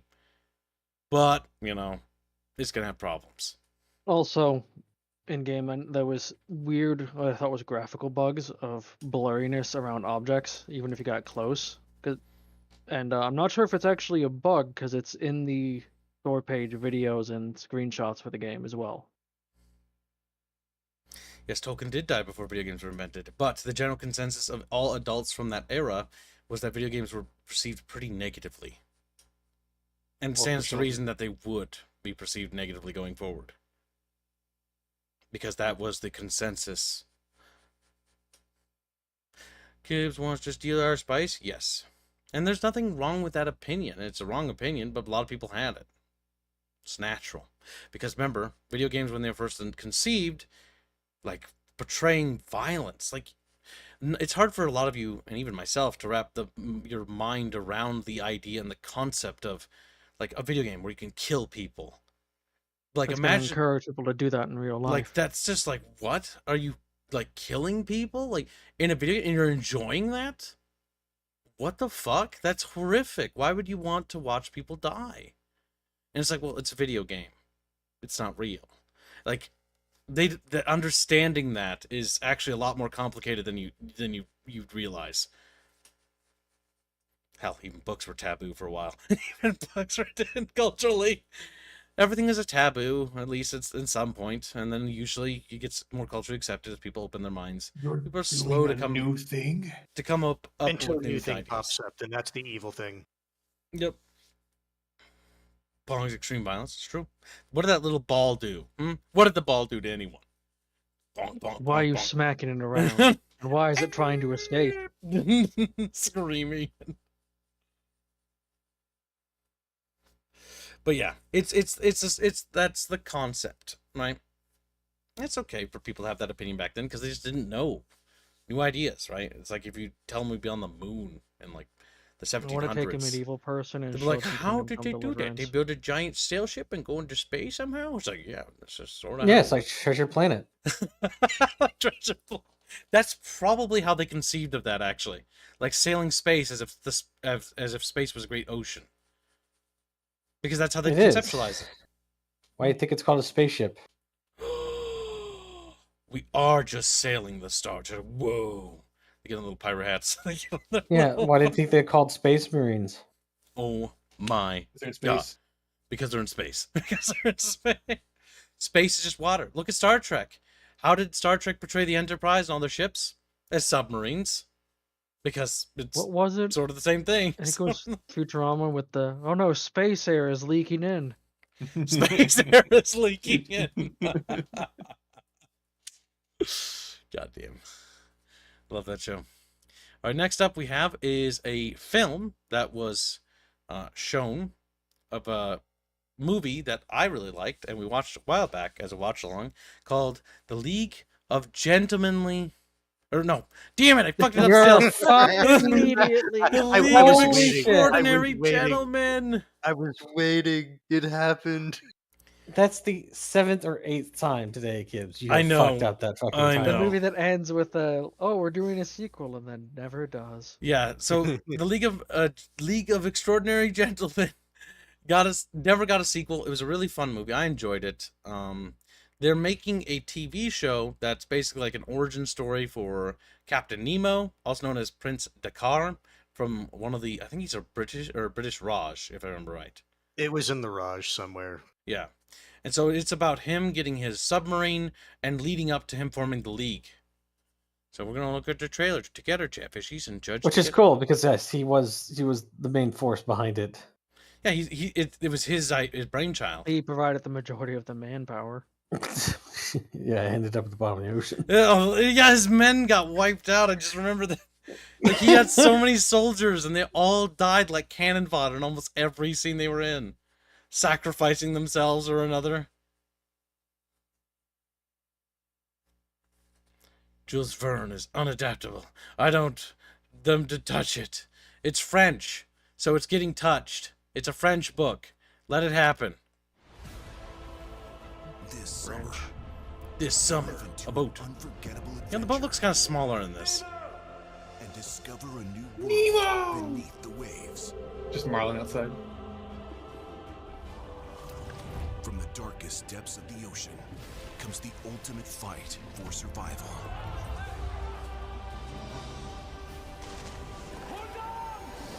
Nautilus, new series, June 29th on AMC and... Hold on a second. I saw something. He's getting pursued by a dreadnought, but I can't see its colors. What kind of dreadnought is that, Chatfish? Oh, is that an early dreadnought? It's got goofy little side guns. At first glance, I thought that was a battleship. Are those well, casemates? That has to be like the dreadnought, probably. It might be the dreadnought, but those casemates are huge. I think those are casemates right there. It could be German, maybe. Maybe those are German or British. Doesn't the movie take place roughly in the early 1900s? Yeah, like League of Extraordinary Gentlemen. I think 1890s, 1900s, like at least like before World War One. So it'd be the pre-dreadnought era, I think. Just barely. Just barely, yeah. Just barely. Just by a pinch, Bucky. Yeah, we don't pinch. 20,000 Leagues Under the Sea is an awesome movie. You should watch it. The OG you're talking about. Yeah, so they're deciding to make a prequel show, basically about the League of Extraordinary Gentlemen. It's so hard for me. It's so hard for me. And so, shut the fuck up. I don't want to talk about this anymore. I like how Former Ghost still tries. Former Ghost gives a membership. Well, Harlot gifted one earlier, and Dead Glory had a membership milestone. Oh, that's right. We didn't read his milestone. Read it. Wow. I think Kib should since he missed it. Yeah. I will. Because I love my Chatfish. Unlike other guests here who hate Chatfish. We were talking, kid. We can't just stop everything. You said that. Yeah, no, you're right. You're right. And by you being right, I'm right. God, Beefio's espousing Cthulhu nonsense. Grab his balls. Gibbs, what's the name of the TV show that they're doing? Obviously, it's called 20,000 Leagues Under the Sea or something. It's called It's based off what movie? It's based off the movie League of Gentlemanly Warfare. Fuck, League of Extraordinary Gentlemen. God damn! I don't know why. Gentlemanly. Too many vowels. There's too many vowels. I don't The like League it. of Extraordinary Gentlemen. Don't talk to me anymore. No, please. It's not that hard to say. I'm being picked Like on. you can just start off with the League of, The League. and then do extraordinary, and then Extraordinary Gentlemen. Extraordinary. It's extraordinary, chat. It's extraordinary. Oh my god. It's extraordinary. More than regular ordinary. Extraordinary. Meaning it's extraordinaire. Yes. Hold on, I've tried to open this thing. Doing two things at the same time is hard for me. Come on, open. Come on, computer. Let's go. I gotta read that little thingy. He says, 16 months on the long journey to the rim of the bucket. Supplies have nearly run dry. Have to steal from the locals. Wyverns increasing in frequency. Nice fellows, but we must march on to the rim. His chatfish is literally just fucking rolling across the surface of the water. Because he forgot that water is like, you know, wet and stuff. Gibbs is truly a wordsmith. Yes. Thank you. I just can't wait for the dialogue to come out in this game. Why do you think the dialogue scares me? Why do you think that... I write much better than I speak, sadly. Well, is that sad? I guess that's not... I mean, if I had to have it the other way around, then that'd be bad, I guess. I'll take what I can get. What if you don't have either? And if you wrote like you spoke, at least there'd be, you know, pauses and space in between things sometimes. That's the job of the editor. The editor cleans that stuff up. Comma You have an here, editor? period there. Yeah, it's right there. Look at him. Chumba. You know, And Robin. space. I have to have two. Wall of text. Wow. Because I'm special. Did you eat something? Ignores all the editing I helped him do. Yeah, no. Deadbeat One of Kibbs' hands. most long-term. Hold on, let me check it. When was 5 years, Hands? A while ago at this point. Oh yeah, see. One of Kibbs' most long-term friends he's had. I mean ketchup. Look at that smile. He likes being called ketchup. He told me that in real life. He said, please call me ketchup. Well, I'm pretty sure he said it's better than cum soup. He didn't. I thought you said you preferred cum soup over ketchup. He did. You can ask Bubbles for that. Once I get quiet. Yes, I can sense your anger. It fuels me. No, you remember how Hans actually looks, Kibbs. He would just shake his head and go, hee hee. He'd smile and shake his head. He did that every time I'd stare at him and make weird faces at him. He'd just look at me and then he'd smile and then like shake his head and then look away. Blush. Because shake he his doesn't head, want to away. look at me anymore. Okay. We already talked about age of Empires 2. We don't need to talk about that again. Next. Or wait, no. I guess we could, does anyone have anything to say about this? I think it's interesting. I'm not sure if it'll be good or not. You know, because it is a modern era and it is AMC. I'm glad we got to AMC see all did the make best The Walking scenes Dead. already.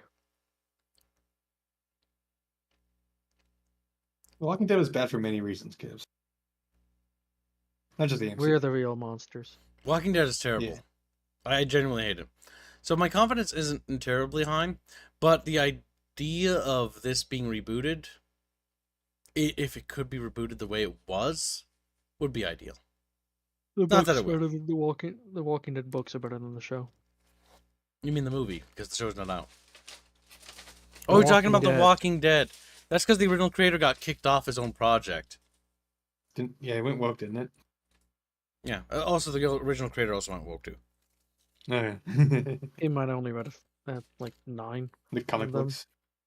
the graphic novels. They go hyper woke. It was okay. Wasn't very good. I think Walking Dead sucks, but that's me. I mean, So, yeah, it's The next subject we have is up, down, hot, cold. Gaming industry watches as financial markets swing on tariffs. Now, Bucky, what do these little squiggly lines mean? before Bucky starts. Ah, what Leave is a it? donation. Oh, okay. No, I'm not tired, Chad. I love you. He's tired of you, chat. He Channel doesn't Joyce love 25 postbox and says, imagine embarking on a plane to Canada, only for an ADHD cat trap which I'm not Canadian, and I'm not a cat, and I'm not a trap. So none of those things apply to me. To make faces at you, probably wink too. SF Celeste, I did wink at him once. Tenties, hashtag fem. Was That's like, did you give Gibbs is fucking gay eyes in person too? confirmed. Did What? you give hands fucking eyes, Gibbs? No. I think that would I don't want to know what his response would be. He just gets out of the show and starts walking over He'd like, blush, no, giggle, look away. No, I would have stabbed him because I'm not gay. no, you hunch over in your chair. Because when he sits in the chair, he's kind of hunched, and he's like hunched over a little bit, and like he'll look over you at the side of his eyes, and then he'll just like he'll smile a little, and then he'll just like look away, and then shake his head, looking the other way. You do that, and now they all know that. It's overhands. I've destroyed you. Total hands I experience. feel like you've destroyed yourself more on stream. Cope. Goalpost moving. No. All you need to do is get a few drinks in Gibbs. Let's not worry about that. Let's worry about what's happening on stream. So, global financial markets have swung wildly in recent days in response to an on-again, off-again tariffs. Now, Bucky, what could this mean for the industry as a whole, do you think, that these tariffs are going into place? How could that impact? I watched my 401k swing 10% last week. How did that make you feel? I was amused. Like, it doesn't particularly matter because I don't really rely on the 401k. But the big thing is it shows how unstable the big seven are, or the Magnificent Seven, which are the Apple, AMD, NVIDIA, Microsoft, Google, and like a couple others. They're like TMSC, which is the Taiwanese AMD chip manufacturer. I think Intel is also up there. But basically what's happening is that the gaming industry is watching like a roaring gunfight going out and like people getting impaled with bayonets. And it's just like watching like the Battle of Bull Run. From the sidelines, the crowd just like from the side finally, you're sitting there eating like a picnic, and you're like, "Is this going to affect me?" And nobody really knows. And then the fighting gets louder and closer. Yeah, and it's like, like the gaming industry is like, so we're expecting prices to rise, right? And like, no, it's like, I don't know. It's gonna happen because most of the gaming products now are virtual. Mm-hmm. Would prices increase? And theoretically, the answer is no. Yeah, they're digital products. You don't really. They're literally transmitted across a cable that runs along the bottom of the ocean to you. Assuming it's not being eaten by a shark. When you download stuff from a file hosting site or a mod site or a game company from like France uploads their games to the web, they literally send those files across that little cable underwater. Yeah, Intel's not one of them, but Intel has heavy impact in the gaming industry. Is why I included it, because they're like a big player. Yeah, the majority of the chips in people's gaming PCs. So, as of right now, nobody knows. There's we don't even know if things are going to go into place because of the current exceptions as of yesterday of the computer chips are exempt. Like so GPUs, laptops, stuff like that. That's all exempt at the moment. But I'm wanting to see whether or not the gaming industry decides to take advantage of it. Will they use this as a linchpin to raise prices? Because they have been trying to raise to 70, and now the cat's out of the bag, 80. But we all know the real goal is 100 and beyond. Because imagine that, chat. Imagine being a AAA company. You can sell a game for $100 for the base version. That's just the base version. Not only do they sell it for $100, but then you can pay $50 for the season pass. And the game's life cycle may be for 4 or 5 years. So you pay $100 up front for one game. Then you pay for like 4 or 5 season passes for $50 over the course of 5 years. And then they release another game for $100. And they repeat. That's what they want. Mm-hmm. This 3-year dev cycle. I see this as basically the same mentality that killed Blockbuster. Now, granted, they're trying to push more for a subscription model, so it's not exactly 1-to-1, but it's still the same mentality. They want standard rate, regular income. That's why Paradox, even though they're not they've tried a subscription model, but it doesn't work. So what they started doing now is they sell the game, but then they sell expansion pass for the year for $50. And they did that for Crusader Kings, and it worked. And I had to pick up the next one, because if you want to get the expansion for the next one, you're going to need to buy the expansion pass. And expansion passes are becoming things. And they're basically priced as if they're fully fledged games, by the way. And then, Kibbs, it's not only that. The base game has so many, from the average gamer's perspective, missing features. Yes. That it's like, well, if you're buying this game, you have to get these things. Because I want to remind chat, at this point, experience. CK2 is a free game. That's true. Yeah. Also, the reason I bring up this is because it's going to have impacts, chat, on the channel in the mid-future for Kibbs. Oh, you mean stream tax? No. You're thinking about getting new computer parts, right? Oh, yeah. We might need to get a new stream PC, chat. What will it take, chat? What will I have to do for you? What? Do I have to do? How much do you really want those coconuts, Kibbs? It's not a matter of want, it's a matter of need. It's a matter of need. That will help with stream stability is the plan. So, yeah, in the future we'll be attempting to do something with that. Now, the one thing is while this price stuff does happen, it will affect only the AAA side of the industry, and only certain parts of the AAA industry. While it seems like a lot of indie developers still, and myself included in our team, are still committed to the idea of $40 to $50 games. And you see that echoed almost resoundingly throughout the indie sphere.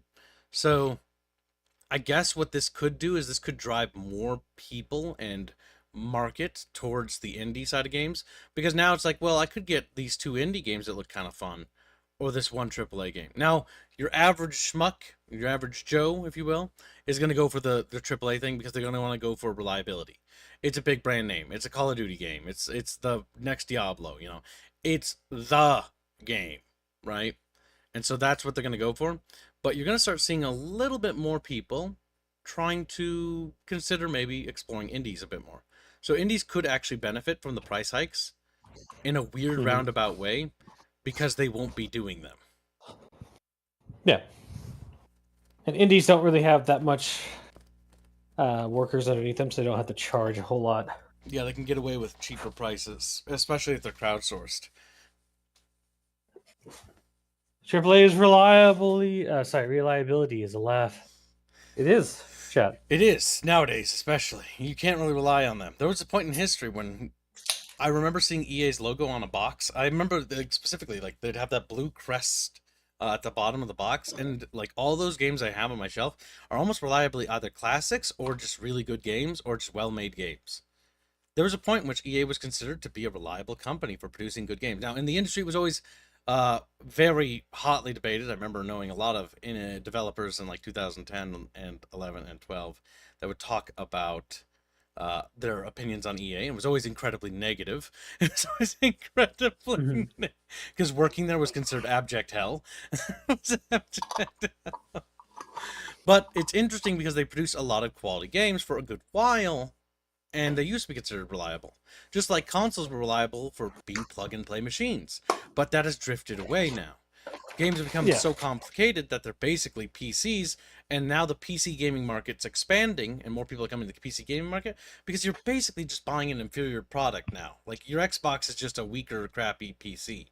Why not just save up a little bit of money and build yourself a real gaming PC, and you'll get double the content? I'm going to point out to you, Kibbs, is that majority of the capabilities of the newest Xbox and PlayStation is 10% better than the average settings that PC gamers have on Steam. Yes, it still has the plug and play thing, but the reason why you have a migration of people from consoles to PC right now is because of the similarity.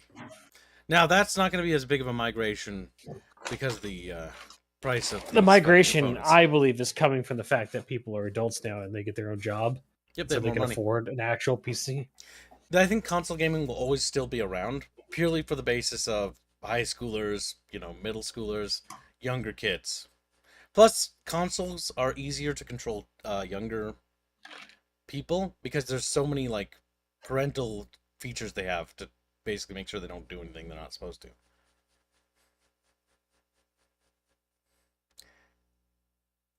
But yeah, how do you guys feel about that? The tariffs. How do you feel? Do you think they're funny? People just keep shitting themselves over them every other fucking day. I mean, it is important. It is affecting things, and it is going to affect the games industry. But in what way remains to be seen. How does it make you feel, Chad? It does. How does that make you feel, Chad? Do you like it? Do you like how this feels? Do you think that the games industry... Like China getting slammed with massive tariffs? Let me pose it this way. Do you think that the games industry will use this as a mask to cover the raise in game prices? Because they'll use anything. They will use anything and everything. Because that's definitely something right here that they can use, the tariff and trade war, as an example on how to raise prices in gaming so they can get, more money out of you. That's already being used. That was the excuse for why it didn't. Now, not the excuse from Nintendo. They've straight up said it's not. But the excuse everyone else is using for why the Switch 2 is so expensive. Which is funny, because Nintendo said it wasn't the reason. Yeah, they're like, no, this has nothing to do with the tariffs. We're just greedy. We're not liars. Yeah, at least they're honest. We're just greedy. We're not liars. It's like, no, this has nothing to do with tariffs. And everyone's like, it's the tariffs. I'm like, no, it's not. Shut up, Nintendo. You don't know what you're talking about. What is funny is that Nintendo didn't use it as an excuse. They just straight up admitted it. They straight up came up and said, yeah, it has nothing to do with the tariffs. Like, we just want all of your money right now. Give it. Fork it over, Chatfish. Like, no! They're just getting the bucket saked upside down. Yep. All right, Gibbs. Wow, more games I wouldn't buy anyways. That's fair. Damn, Matthews. You gotta rub in the fact that you're poor. Nintendo said it's delayed pre-orders was from it. Lays on the ground. Okay, so they were blaming the pre-orders on the tariffs, not the... Okay, so they are going to use it for excuses. That's not surprising. Yeah. All right, next up we have is Nat. Tom's Hardware. Are gaming GPUs subject to new U.S. tariffs? These are produced and manufactured overseas, chat. So yeah, so this implies with the peripherals of gaming is the hardware that you'd use to game on. Mm-hmm. And the answer would be theoretically yes. Because all of like Asus, like Rogue, MSI, all those people import the cards in and then they make modifications to them. So theoretically their prices will go up. But oddly enough, in the UK, the cards are selling below retail value.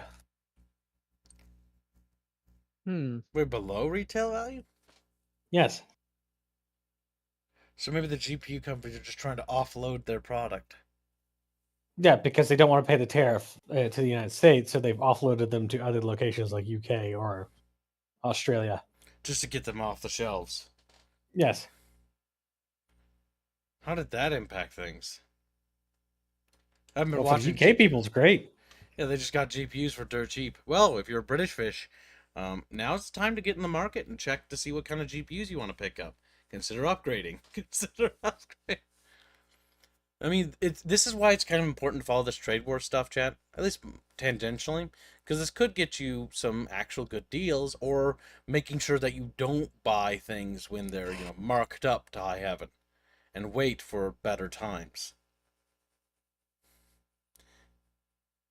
Wasn't Teeny looking to buy one? That might be why Little Harlot was looking for a PC, or not PC, but a GPU, if that was the case. Because if now they get that actual real value. Yep, correct. So that's why I brought it up. Is that for the United States, it might be a little bit of a struggle for the next few months. Yep. But everywhere else is gonna be benefiting this, and they might want to jump on it. Yeah, definitely worth exploring. PC upgrades. Bino. Oh, so Bino, now that you're here, make sure you go and pick a topic that you're gonna have to go find a topic of recent gaming news to cover. I had it. Actually, Put the link I in have the it, chat. but Now we're gonna continue this conversation. mhm. So, Yan Mugi. take your Moogie. But yeah, or you can wait till it's all abandoned, where you get it for free. Post-apocalypse, when you don't have electricity because the nuclear power plant exploded and you're radiated. It's like, Some fucking scavenger looking for like food or cans of like just shit, digging through the wreckage. All of a sudden, this is AMD's new processor. I can finally finish my gaming PC. Goes to So his what I'm little hearing is fucking scrap house, builds his... marathon's loosely based on the not too distant future. Got it. You can build your dream PC of your dreams, chat. Your dream PC of your dream. You can build your dream PC, whatever. Once the apocalypse begins, chat. How it says, have a 4080, a 5090 will be decent, but not necessary upgrade. You know, because he's British. That's how he sounds. Well, yeah, the 5090 is not good at all. I heard that was it's burning out a lot. Yeah, it's melting people's PCs. I think the AMD card is probably better than the 5090 at the moment. Yeah, I've been hearing bad things about stability. When I bought my 4080, I believe it's 4080, yeah. Or no, it's 4090, I think. Whatever. Either way, I was worried about the same thing. I got lucky and didn't have any problems. It worked just fine. But I did hear, because NVIDIA's been, just for the last couple, I've been just having a hard time with stability on their stuff. So it might be time to consider AMD, chat bros, for safety reasons. NVIDIA might also just get worse because now they're really heavily investing into the AI stuff and AI frames. The DLSS or whatever the fuck it's called, which is AI frames, just makes games look like ass. Turn that shit off every time. I will tell people, chatfishes from third world countries like me, you should take care of NVIDIA because like they were putting out driver updates that were corrupting your Windows files in the beginning of the year and late last year. So for 2 times I update my drivers and then my PC broke and I was like, I must have done something wrong because this is the first the first time I manually update driver and shit like that. No, I was told no, it's not you. It's just NVIDIA. That's dog shit. So take care of NVIDIA. Mm-hmm. But yeah, good to keep up on. Next up we have is China to limit number of American films imported from US amid tariff battle. Now that's got huge implications, Buck. You wanna expand on that? Yeah, don't threaten me with a good time. Mm-hmm. This is actually good news. Actually very good news. Because the reason why some of our movies are really bad, and why they're bad, is because a lot of them are made to appeal to China. Them not having to do that anymore, we might actually see less Sino propaganda and start to actually see things like, you know, pro-American ideals or pro-Western values in films again. This is going to be a net gain. No longer having to be sensitive or worried about feelings as much or worried about not offending people, because that was one of the biggest problems with Hollywood right now. Now, the big thing is Hollywood is kind of geared towards appeasing China and has been for the last decade and a half now. So it's going to be weird to see that wokeism stuff not carry as much meat as it used to. Because one of the biggest proponents of it was China. I would say it depends, because if they're still willing to give money to still support it, it's just they're not accepting those movies in China. Well, a lot of the incentive was the Chinese market. Sure, but China doesn't directly fund movies to be made. They tell their citizens that they can get their social credit up by going to watch this specific movie. Yep. Which helps incentivize and drive up sales and stuff like that. Social credit funding. What a nonsensical concept. But why don't you implement it in your chat group? Country knew you. Well, Chatfish credit. No. Also, I think former Ghost's reaction to this news is most people's. Yeah. But basically China threatened to cut them off, not understanding that most of the United States doesn't give a shit. And if that happens, Hollywood doesn't have another market. They can't get India because Bollywood makes better movies. Yep. Not like as in like the writing or It's for their market. It's better. They dominate India's market. Yeah, their market. Yeah. Some of the action in the Indian market is fucking great. I just remember the dudes that just like formed a ball in that one movie. Or the guy The that kicks up a fucking a sewer like a manhole cover and uses as a shield. Yes, it's honestly in a way, while it is goofy, it is charming to a degree. How ironic that Captain India uses a sewage cover as a shield. Beano. It's What? basically it's like improvised weapons, the movie, where literally everything but a gun is used to fight with. Mm-hmm. That is actually really interesting. But yeah, so yeah, correct. Former Ghost is correct. Bollywood produces fun movies, not necessarily good movies, but they are very fun to watch. Yep. And honestly, at the end of the day, if you're entertainment, if you can't be good, then at least be fun. As long as you don't break that part of your bottom line, you're at least succeeding in one aspect, and the most crucial aspect at that. If something, well, there's a thing though. If something is fun, wouldn't it categorize itself as good? Because the purpose of the movie is to be fun. You get what I mean? No. So the issue is at that point you're conflating two very different metrics. You're conflating people's like just subjective. It's like, was that fun? Yes or no. Versus the like actual like art of making film. Is Battleship a good movie, Bino? I don't know. I didn't watch it. I'll answer. So, anyways, Kibbs, is Battleship a good movie? It's not a good movie. Is it a fun movie? Yes. And that's okay. It can be a fun movie. Not every movie needs to be great or profound, right? Like, we watched a movie about dogs last night that was really dark, but it was a good movie. You watch it. I didn't. You watched some of it. That's all that counts. Yeah. Mm-hmm. Yeah. Yeah. The Plague Dogs is not a fun movie. It is a good movie. It's a tragedy that we should make Bond watch more often. But yes. You know she's gonna hurt you, right? What happens to Squealy is none of my concern. Every time women get around Squealy, they're like, ugh, we should torture them. They spit on Squealy. Yeah. Meanwhile, like I think India would want to switch places with me if that's the case. Yeah, I was about to mention too that joke. India's like, no, it should have been me.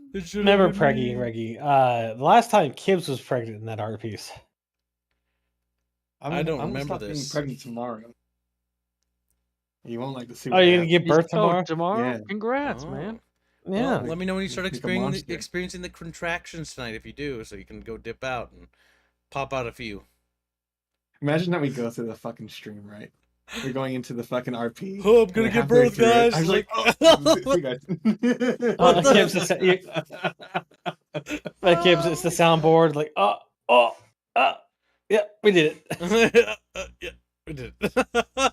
Shut up. That was a game. It was very close. It was a very tight game. Crazy.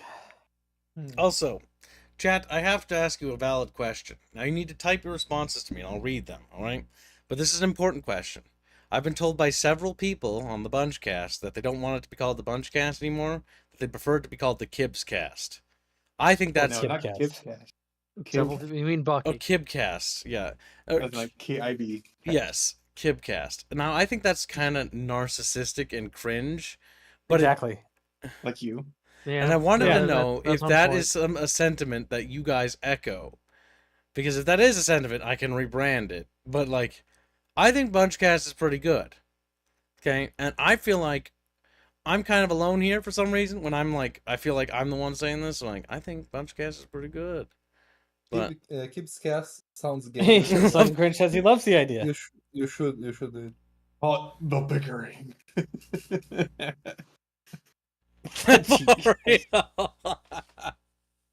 This is his moment.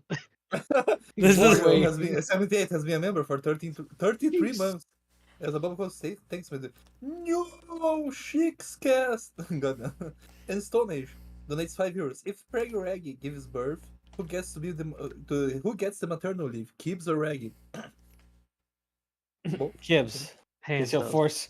he'll force Reggie to work. Okay, see, Remember they it's like much bunch cast. it's much Remember more bucket divided. cast. Yeah, see, it's much more divided than I thought. Because this is much more. Bunch cast is I was fine. surrounded by people who were like, "Yeah, keep guess, keep Hold guess, on. keep guess." Surrounded I think you need It to was understand, 2 Gibbs. people. The people that are telling you that are also people that only like something after I show it to them. There's also that, yeah. Chatfish. How do you plead besides small and Actually, yellow? Harlot has the best name there. Dead Air with Aerith. There you Dead go. Air That's what with it would Aerith? be. Oh my god. Because that's Welcome what to would have Stream been chat Method. if other people didn't bring topics today. Oh yeah, I forgot something. Fucking I Blake brought just Flake once cried. Flake once I, bun I cast. brought a story in 3 parts. There's 3 links in order. Oh good. I'm very proud of you. We'll get to that subject. Oh god, this is gonna be a much longer bunch cast than I intended. You have something to, you have something to read for Bino. You have? Oh, you do? Yeah, read it. I think I lost my voice. I think that's supposed to read them. Oh, if you Reguline's lost been a your member for voice, you 32 can't talk months. during the Oh, I pen and guess paper. I'll decide for your character what you do. Yeah. I'll play for you. I'll play your character too. You will play with me? God Me damn. Bino, I want to charge enemy with face. Me Bino dead. Me Bino dead. Me Bino, I commit has been seppuku. for 32 months. You lost to Florio Regline. Florio is talking right now. Read it. Me Bino and me want Kidcast. Me Bino. You know what's funny? He's also dumb. He's also when you have like the name of the person and cast after it, it always feels like they're trying to cast for like some sort of porn movie. I don't think of that at all. I don't think of that. You're the only one who Yeah. thinks about that stuff. I'll have you know. I actually dislike bunch cast. I like it. I think it's fine. You actually dislike it, but then you like it? No, What? I like. Oh, okay. Dislike it, bro. That sounds like He dislike. just likes it. I think we should just remove likes it. both bickering and bunch and just put the. It'll be the cast. The cast. We are the cast. The couch cast. Oh no, this is going down a dark alley. Well, new art fund idea. Couch cast. It's like, what the fuck? Okay. Who's in this chair? I can see the I can see the thumbnail for it right now. It's Aerith, and then all the guests are just standing behind the couch. What the But you're all fuck? women though. You do realize that like once you guys get updated, like I'm the only man in this room. I will. No. Kibbs determined that Bucky was A lolly. Fuda. I don't remember this, and I don't You know. do. You I don't. did said that yesterday. I don't want to know You the did. context for this either. You're the one who came up with the context. I don't. Gibbs. Let's not talk about. You're the it. one who told. You're the one who I don't said know it. why I said that, but that was dumb, and I You're also regret. talking about giving Rapier sloppy seconds.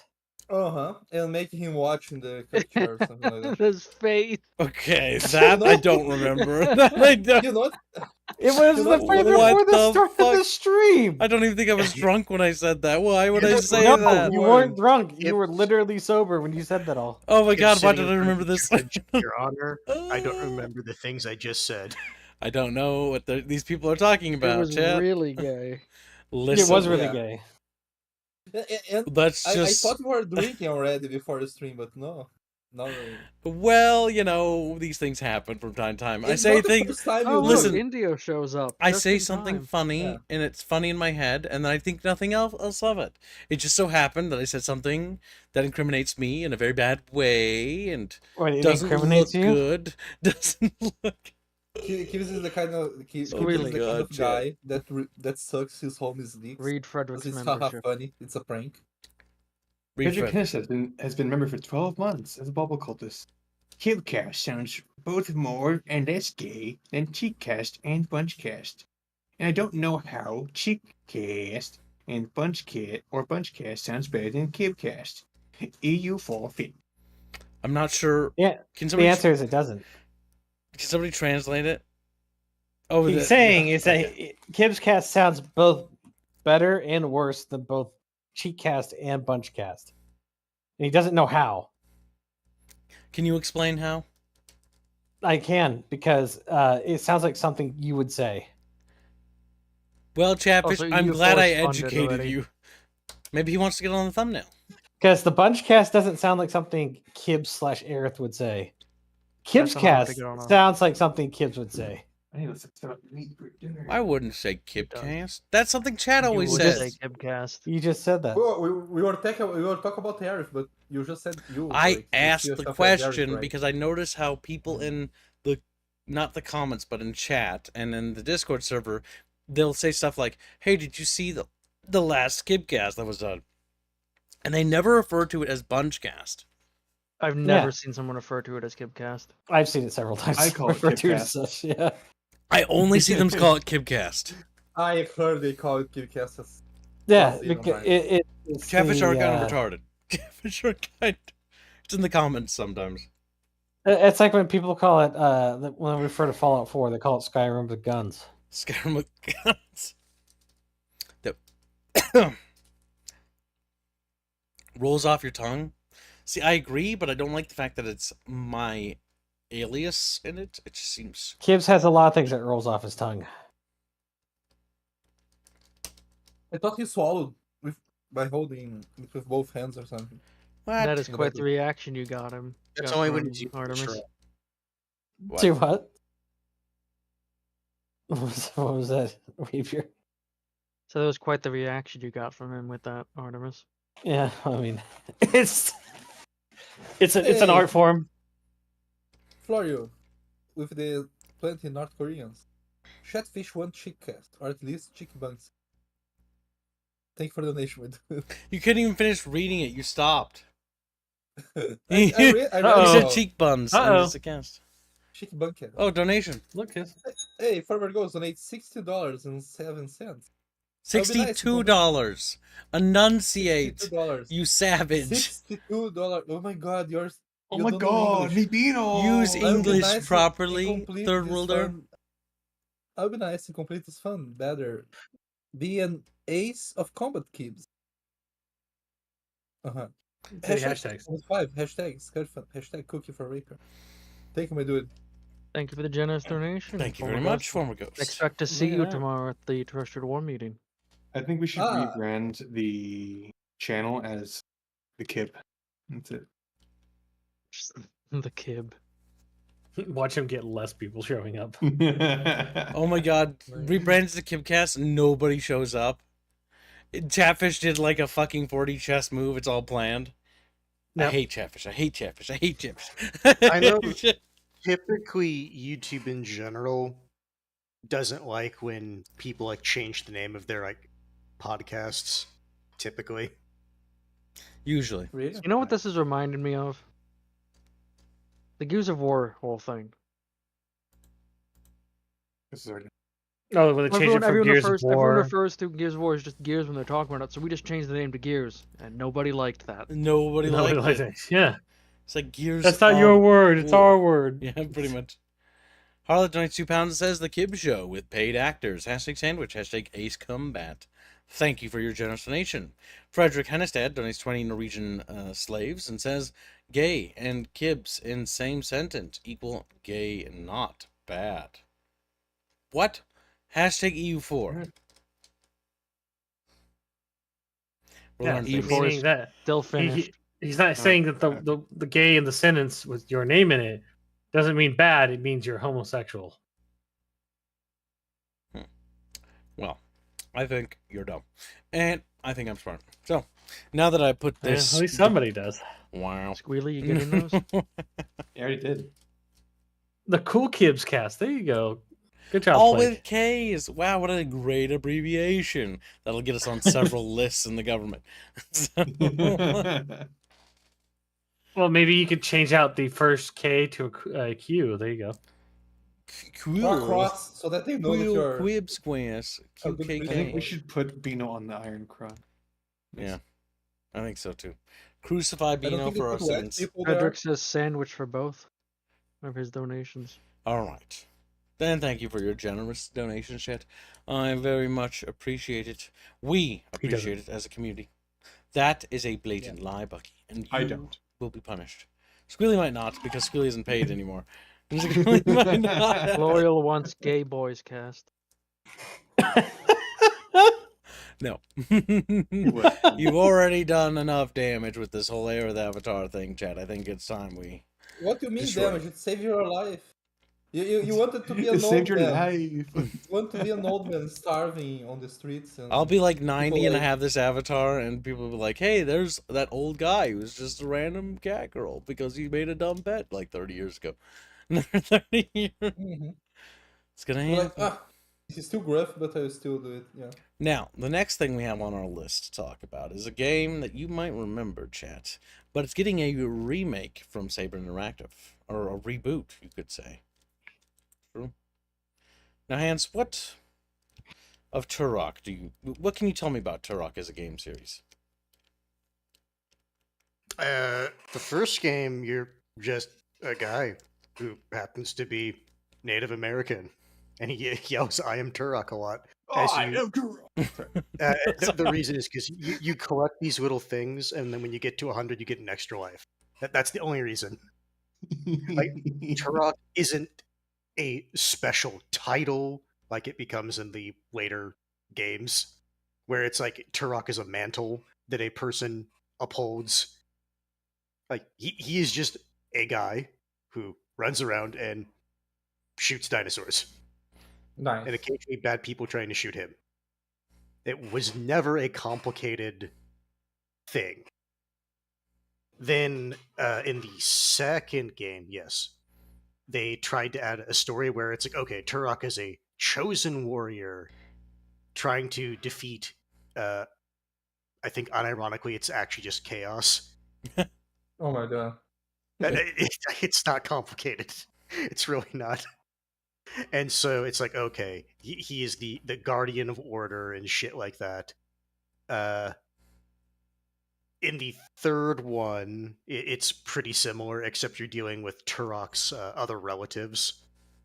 And then after that, I'm not too familiar with the games. But in general, it's just been... Initially, you're just shooting dinos, and then later it was more... Dinos are still a part of it, but it's more Turok versus the evil agents of chaos. So this, what it seems to me, is more of people know some of the motifs in Turok, and they're just wanting to make a shooter. A third-person shooter. Yeah. Turok's Some of his these first things person. is reminding me Because of when I was looking at the description for it, and this is what maybe kind of play as the legendary Turok warriors. It's like, what? It's based off the extended stuff where it's like Turok warriors, so they're all Turoks, you know? Blaze Or it's a Legendary mantle. Turok, it's like, yeah, You're so a it's a Turok. clan or something now. It's one of those It series that later- kind of lost its footing originally and then got rebooted in 2007, Bucky? Right? 2008. Yeah, 2008. Yeah, 2008. It got rebooted in 2008, but got overshadowed and so kind of fell under the wayside, and then got rebooted, is going to get rebooted again by Saber Interactive, who's now acquired the Turok license, and is now attempting to basically jumpstart this back to life. Now, Turok has been getting a lot of remakes from Night Dive Studios and have gotten re-releases for all the games up to Turok 3 on Steam, and so this could be an attempt to try to revitalize the franchise and try to get Turok to come back. And so this game here, Turok Origins, which is play as the legendary Turok warriors to face off against ferocious dinosaurs and a terrifying alien threat that seeks to destroy all human life in the galaxy, unleash devastating attacks on your enemies with weapons and abilities, and harness fallen enemies' DNA to upgrade your arsenal. Oh god, I don't like how that's worded. Embark on a high-stakes adventure, solo or with friends, to unravel the mysteries that hold the key to saving humanity. So it seems like they're going for a third-person action game, which is a complete departure. Now, you could argue that Turok 360 had third-person elements, and it did for certain sections, for certain things. Or no, it didn't, did it? I don't know, I felt like it did for like a moment. Did it go third person when you went up ladders? Yeah, like ladders. Yeah, I guess that was about it. And so it seems like they're trying to make Turok into a third-person game now. And they're trying to lean into... I'm not sure. It doesn't quite look like the original, like, because they got like machine guns. Like, I don't remember. It looks nothing No, like no. Even Turok. in the original Turok, They had guns, when but you get to the later levels, the dinosaurs had more like machine guns and stuff, like yeah, I know cyborg that. shit on them. But like Yeah, but Turok's got like aesthetically- power, or he's got like a nano suit that makes him like he looks like he's got dinosaur skin on that one, but in that one he doesn't. Notice how that's different. That's a wholly new thing. At least I don't recognize it. Because the entire Time thing power. is that he was a spiritual warrior chosen by his ancestors or something like that. And in this, it's like you have either special abilities or nanotech, is what it looks like. Yeah, because it looks like he's wearing the dinosaur skin almost with the texture work. And there it's not. It almost looks like tribal nano armor. It'll be interesting to see how this game turns out. What is that movie? I mean, not movie. That video game called? Was it Too Human? Too Human. Warframe? That rings a bell. No. Too He said Human is a Too- game. Yeah, Warf? yeah, He the just game said Too Too Human. Human. He said Warframe at some point. No, he did not. He I says did- Too Warframe. Human. You I'm asking, motherfucker, Bino. I'm asking, did he mean Warframe? No, I mean Too Human. 200. 200. I don't think it's on PC. It Too probably Human? isn't. Let me just Chuhuman or Google it. Chuhuman? Or Chuhuman? Too Chuhuman? Goddamn Bino. I remember that one because that one was fucking weird. I remember seeing it on Steam, so I just searched myself and I don't see it. Yeah, it's an Xbox 360 game. I recognize this. Sometimes they remove games from Steam, and only people that have in their libraries can see the game. because I it have reminds a- me. Oh, It no, I'm reminds me thinking a of something lot else. of that game where it's like, oh yeah, it's really old school, like ancient quality of fighting thing going on. But oh yeah, by the way, everybody's an advanced technology base. It's like, what the Ah, I fuck? remember that one. Yeah. Yeah. I was thinking of Once Human. Yeah, like I can see what you're talking about here, where it's like they got like this old like armor stuff, and then he's got like super glasses. Super. Yeah, And it's like, what literally, the fuck? in the game, you can basically decide to either be go down like human augmentations or lean more into like the cyber stuff, and like, Mhm. it's weird. It wasn't a good game. No. Well, that's the No, vibes yeah. I get from That's it. amazing. One game that I wanted. How gay Look, kids, it's Todd Fox. Todd Fox, we saw Hey. you die yesterday. We did. He's like, little Toddly, you perished. We added you even. But yeah, so that's kind of the vibes they're going for, which I'm not really sure. Like the dinosaurs are cool, but then again, they're dinosaurs, so of course they're cool. And I'm curious to see how the dinosaurs like the combat feels. But I will say, Chumba pointed this out when we first saw this, but the cover just looks kind of generic and forgettable. Like that's not a very good cover, I'm gonna say right there. And I know that's a bit nitpicky, but it strikes me as like, It reminds me of the covers you see on like the typical woke slop games. Yeah, I mean this one's supposed to be about Native Americans though, because the Yes, game is about but- Native Americans. My point is that it's the same kind of cover we've seen like a billion times now. It just looks kind of bland, is what I would say, rather than woke. It just looks kind of like generic, forgettable. Like it's not trying to be unique or individualistic or strike a significant identity. And so that's my concern. But yeah, so the rebooting Turok. Hans, how do you feel about that? I hope it's better than all the other Turok games I played, besides the 360 one. Because I played 1, 2, and 3, and I liked the first one the best out of all of them. So you'd say it's a series that struggled to find its footing? I don't think it was. I don't. I don't think it ever had footing. They did the first one. And it's like, oh yeah, we'll try this, and then it's like, oh wow, that didn't work. Let's try something See, else. I know people really liked 2 and 3. I don't know why. That's all I can say. Old video game. I would legitimately Turok 1 plays better at least when I was playing it on Steam, than 2 and 3. Well, keep in mind, Just- people really Look, talked Gibbs. about or liked them. It was when they were still Players. newer Yes. games. Yeah, There no, are people who like Fire Warrior. but Like, like there are people that like Fire Warrior was good. Like, person who didn't play them, like when they came out, the first one to me played the smoothest because Turok can actually move. Yeah. So you know And what this says, Gibbs?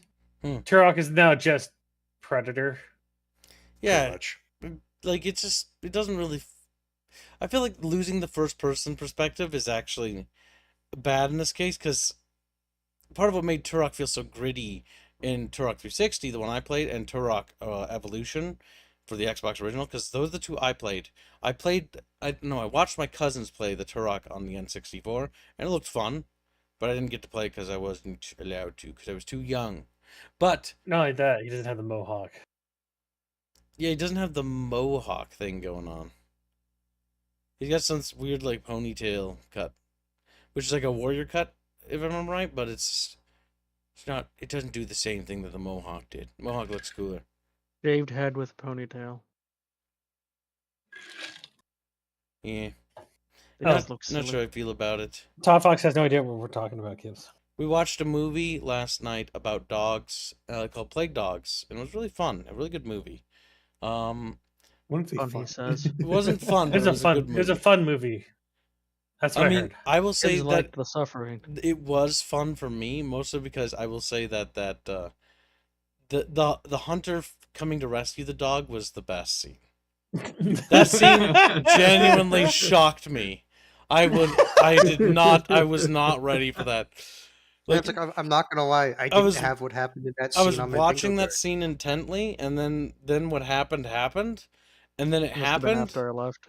and like Yeah. It was a blast. I audibly fucking went holy shit, because I was like, oh my fucking god, what just happened? Because Gibbs was like, "Oh look, they're gonna save the dog. How are they gonna write themselves out of this corner?" They wrote Well, themselves out they of that blew corner. right through it. They blew right through that fucking that plot problem. Because I'm like, technically, like, this is actually a good chance for everything to actually turn out okay. This is the one chance the movie's provided where the dogs are gonna actually do well. And then what happened, and then it went downhill from there. It's just, And it's then just so it went- wonderfully tragic. Blake doesn't like dogs. Do not let Bond know that. I should go rabid. Still laughing about how they just kept kicking my fucking Yorkie. that explains why Plague is so sad. A lot of times. Sad and mad. That's the word. But yes, watching tragic movies is what we did last night.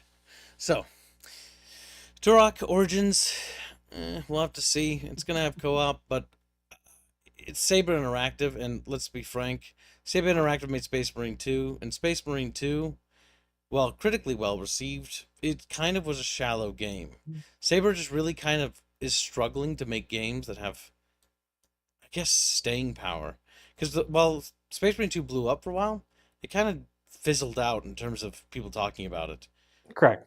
Like, What nobody about- talks about it anymore. It's gone. Because I just glanced at this because I was thinking of it again when Bucky mentioned 2 human. What about once human? That was blowing up briefly for a little bit. I don't know, Gibbs. Oh, that's just where it is. It's not terrible. I mean, that's a lot of reviews, 124,000. That's that Norwegian game, but that's not really related. It's free to play. They got a sexy girl in it, though. Look at that, sexy. They'll need to pay me to play it. All right, moving on. So, next up we have is The Last of Us. Wow, says Chatfish. Again? Hey, look at it. The Last of Us Complete Edition. Now, who sent this The to me? first And game. now I'm going to ask you next. Why did you send this to me? Well, because it's new. You did that. a It new was game. you. So, Yeah. so you I know, Or- confuse me. you're wasting my precious time by bringing up The Last of Us with me.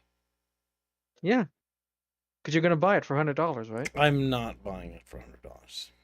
I'm not buying it to begin with. I may own The Last of Us, part 1 because we streamed for chat, but I'm not buying Last of Us Part 2. This is not gonna happen. Well, that's not part 2. It's the complete. And so I guess we'll talk about The Last of Us fucking Part 2 for 5 seconds on this channel. So here we have The Last of Us Part 1. Okay, I'm going to talk about that one briefly. Okay, the reason why, because I hate this game. I don't like this game either, but this game is much more highly received. It's got 43,000 reviews in total. All right, 43,000. Normie's lot. Now we're gonna look at The Last of Us Part 2. Okay, we're gonna look at it. It's cheaper than Part 1. By the way, hold on a second. It is actually cheaper than Part 1 because nobody wants it, and it has a fraction of the reviews. It has 1/5 of the reviews that the first one has. Nobody cares. Nobody cares about this game. This game was hot garbage when it came out, and this franchise is more or less dead. Its TV show is bad. It has no redeeming qualities. Its legacy is gone. The only thing it has to its name is the first Last of Us game. And that would be the only thing I will concede as, it has a place. But, like, this game has nothing. Yeah, the garbage bin. Then you can thank the director. It was Neil Druckmann, right? Yeah.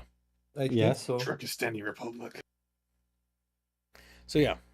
That's, is there anything else we have to say on this?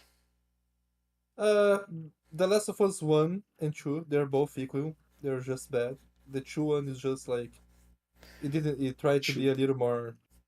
Like, One isn't good, but it's not like offensively terrible. 2 is offensively terrible, narratively speaking. It's because in the Last Gameplay of Us wise, one, they're about average when it comes to third person action adventure games. They're not great, not the thing terrible. is- So I- you have to understand, Last of Us 1 has a really good start and a really good ending, and has a lot of fapping around in the middle. in the Last of Us 1, they just like, okay, let's grab every zombie movie cliche and put in this game. That's Yeah. that's the reason the game is passable. Like, if you're, yeah. Well, there's a But, different like- writer, Bino. So the Yeah, but, original like, woman that who is- wrote that is also the same girl who wrote or played a role in Order. Legacy of Kain and stuff like Did that. she write Did she write the DLC for the first game? Or No. just the No, first she game? got kicked out. That was Neil Druckmann kicking her out of the project, and Neil Amy Druckmann Hennig, sabotaged the entire writing. So a little bit of history about this game is Amy Hennig. Yeah, thank you, Squilly. She's the original writer, and it was her story. And then Neil Druckmann punted her out of the project, and then basically just deconstructed and attacked Ellie's character, made her into a lesbian in the expansion for no reason. And then not only that, but made a sequel where then vilified her and made her evil. Mhm. And undid I think- all of the narrative progress of the first game. But there yeah, were other that's writers as well yes. that worked on this game. Usually just when it comes to Master- projects, there's more Who than else one. gone? There's always more than one. If you But, look like, at the Whether you're lead or not is normally the big indicator. Yeah. but she was more so in the what's it called, the Nathan Drake game. She was ready for those. I just am amused at how Last of Us is the Skyrim for Sony, because they just keep re-releasing it over and over and over Oh again. my god! At least Skyrim is good compared to this. Also, franchise. Skyrim's I wouldn't cheaper. say that. I don't know about that. Debatable. I know. Given Also, that they're Skyrim is- charging $100 for the latest one. Remember when Todd tried to sell fucking Skyrim for what the Creation Club and shit, and just make the game worse? Oh, the anniversary edition. Uncharted. Yeah, Uncharted. Thank you, little Kamazos. Yes, Uncharted Yingless. I'm so glad you noticed that the title of the stream literally talks about BaroTrauma 2. That was my leading statement to get your interest, and so I could trick you. But it actually Literally talks first about the first game, which we already talked about in today's stream, which was, to reiterate again, because it does seem that people are quite interested in, which is fair. BaroTrauma's really cool. Frostwrail, and we talked about it in the beginning. You can always rewind the stream and check it out. Then we talked about Marathon, and now that's in my search history. Now Let's see stuff about Marathon. Marathon. Dun, dun, I'm dun, waiting dun. for Marathon to see how it's going to be. Oh my god, we already talked about it. We looked at the gameplay. I think Oh, really? Bino. How It is it? wasn't good. Bino should play Marathon when it comes out. You know I think. Apex Legends, Bino? Mm-hmm. Apex Legends, but colorful and very artsy and vibrant. It's Apex Color- Legends, but Destiny. Yeah, it's Destiny, Apex so- Legend, and somebody vomited and turned up the color vibrancy to 120%. So they managed to make Apex even more gay then. Okay. Yeah, so it's going to be a bad game. Oh, yes, I see Todd in chat. We By actually the way, talked about Todd, some you guys- interesting games today. You've already We said already that. We already said that. We already said that. He was going to Oh, good, good, good, good, good, Oh, good, good, good. speaking of We colorful already and talked Apex about that. Legends, Titanfall 3. Oh, that's right. Titanfall Put 3. put that in chat. But next we move on to Bino's subject. God damn, there's a lot more stuff than I thought. I put And I was What gonna about make my a subject? pizza for free. Oh my god, we're not even Yeah, done. I don't know why you thought that you would have time. Wait, is there more? You have more? Yeah. I put 3 links in. What did I tell you about the movie? Oh my put god, 3 that's right. links We're not in- there in yet. We're not order. there yet. We're getting there.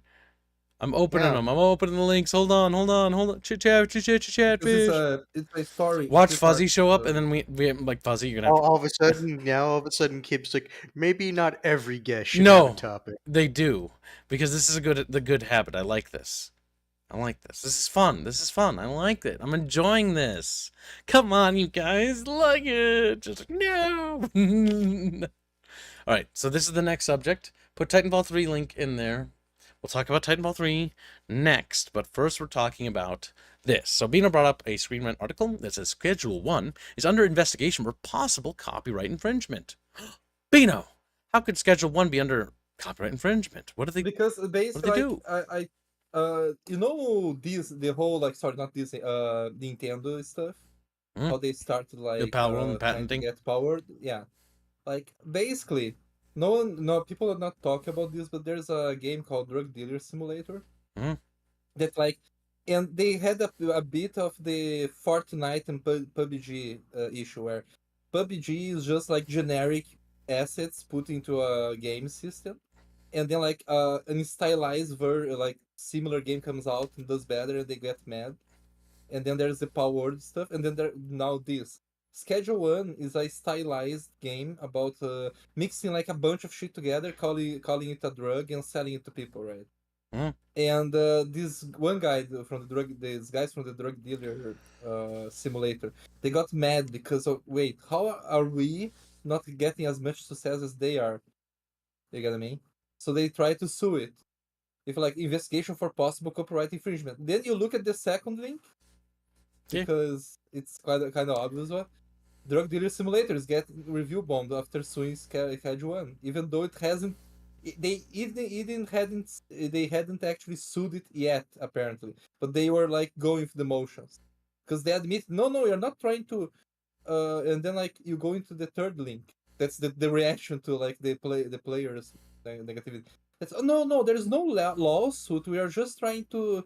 They say there is no lawsuit, but that's kind of lie, because they admitted, no, we just want to investigate, because their game is too similar to ours. And it goes back to that one issue that powered, like we were talking It was about one of this Powered, Power World. then- It's the Levolution. Yeah, It's yeah. it's the fucking like copywriting of game mechanics that Final Fantasy started, and patenting. And copywriting, like, okay, how many ways can you make a game about like mixing shit and selling drugs? Like you can't. It's basically like, I copyrighted like how to make a cake in a game, so no one can cook anything anymore in any game. No because of cooking that. mini games, because they Yeah, patent mechanics. Yes, Yeah, patenting they of c- mechanics is morally, it's immoral, is what it is. It's just immoral. It's wrong. You shouldn't be able to patent game mechanics. If you innovate and you created the first mechanic, that's good for you. You did it. You made that mechanic. Congratulations. That's Well, already going to how make is you a innovate? legend anyways, right? But the patenting of mechanics, or the ability to patent game mechanics, just shows how far behind the legal system is that even allows such a thing to go through. Because look at Factorio. Factorio spawned industry sim games and industry games and logistic sims, right? It popularized that genre. Minecraft popularized survival crafting. PUBG popularized, battle royale, even though DayZ sort of started it initially, but PUBG popularized it, et cetera, et cetera. And so these trends were set in motion by trend setters, and then there were trend followers. And some of the trend followers, just because someone sets a trend doesn't mean a game that tries to make a game in that genre is bad, right? Like Left 4 Dead helped establish extraction shooters, and then Helldivers basically refreshed that view of how to do an extraction shooter. So these genres spark into being, and then people innovate and inspire and continue to push them forward, right? Like Dune 2 was like considered the first RTS. Well, if they copyrighted all the mechanics like box select and select units and stuff, then no RTS would have done anything else afterwards. Because it's innovative mechanics. One thing I was going to mention, I don't agree that every mechanic is innovated, because like Nintendo's Pokeball, I don't think it's innovated, because like years before I saw Pokemon, Dragon Ball had the Capsule Corporation, where they would throw little capsules around and summon shit. So Bino, I don't think you know what the word innovated mean, because I think you're using that word wrongly. Might be, yeah. You might. What are you trying to say with like the Pokemon? Try to explain it, because I'll help you with this. When I say innovative is like, kind of like in the field of science. You made something. Somebody that, created like, an idea, people- and then somebody Yeah, took that idea and was like, "That's really cool," and then build on top of it. yeah. Kind of That like would be innovation, yes. Yes, that's innovation. yeah, but like, for example, I don't think. But like, technically, this scene, Nintendo like- did. Technically, what you said is wrong there, because Nintendo innovated that idea from another company in that case. They built Dragon on top Quest. of it. Yeah, but that's the thing. They can't just say that. Okay, I They own can't this now. patent it and copyright it. That's the thing we're talking about. Innovation is not a bad thing. Innovation is a good thing. It's building on top of, improving, refining, and basically, polishing things. We should be innovating in the industry. We should be building. We should be, sparking new ideas, and we should be trying to basically push the envelope forward and carry the torch forward. The issue is that the games industry doesn't want to do that because that's scary. So they normally just regurgitate. Regurgitation is what you see commonly by most developers, because innovation is scary. It's a risk. And it's easier to just make the competition go out of like Yes. business basically. That eliminates competition, which eliminates the need to compete and the need to drive to try to better each other, right? So the big thing is the war between Battlefield and Call of Duty forces them to basically fight each other and try to compete. Now, Battlefield not being competent because EA is moronic has made Call of Duty be able to relax up because they don't have stern competition anymore. The competition fucked up so bad that they're kind of snuffed themselves out, and they're trying to refine themselves. This is why competition is good, because what it does, it forces companies to get better, right? Like adding bullet drop mechanics, adding, like better reloads, trying to make, bullet penetration a thing. These mechanics were all here to help compete with each other. Some developers may have wanted to do it because it was fun and they wanted to make it more realistic, but a big part of that drive is competition. You want to beat the competitor. You want to make your game cooler. My spells have more cool abilities and are more realistic and do this like fire mechanic that burns like trees and stuff, like Far Cry or something, as like an example. And you've seen actual RPGs that do that, that actually tried to experiment with those systems because they're trying to make it feel cooler and better. And so everyone's trying to build on top of it, right? Like weapons and how mechanics work for weapons. Weapons in earlier shooters didn't even have like really good reload animation. They were kind of derpy.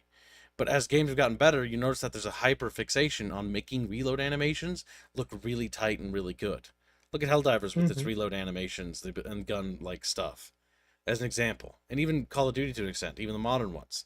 They focus a lot on weapon details because that is a driving force. Details people appreciate and they want to compete.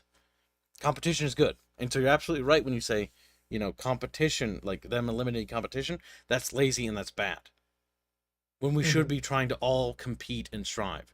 Locking other studios out of being able to engage with other mechanics or systems, like Warner Brother Games or Final Fantasy did with Squeenix, like that's not good. That's harmful to the industry. I do think Squeenix should die. I do think Squeenix should die. I think like I thought just one quick addendum. I think I can explain a little bit better why I was complaining also before. It's also because like in the world of science or coding, for example, like if you have a program that does something, you patent that program, for example, right?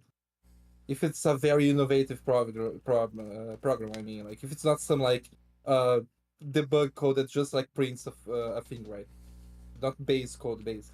Like I understand they patented like the Pokeball, like how they code the Pokeball. Mhm. If you get what I mean. But like they were trying to patent the idea of like throwing something, or like what is kind of like the Nemesis system.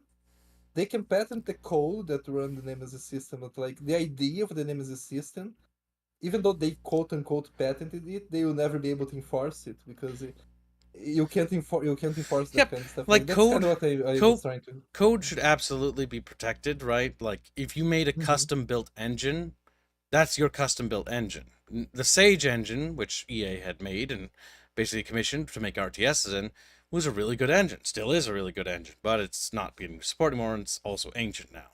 But the Sage engine is unique, and over time, because the EA isn't using it anymore, they've released the source code to the Sage engine, so people can tamper with it now, because they're done with it.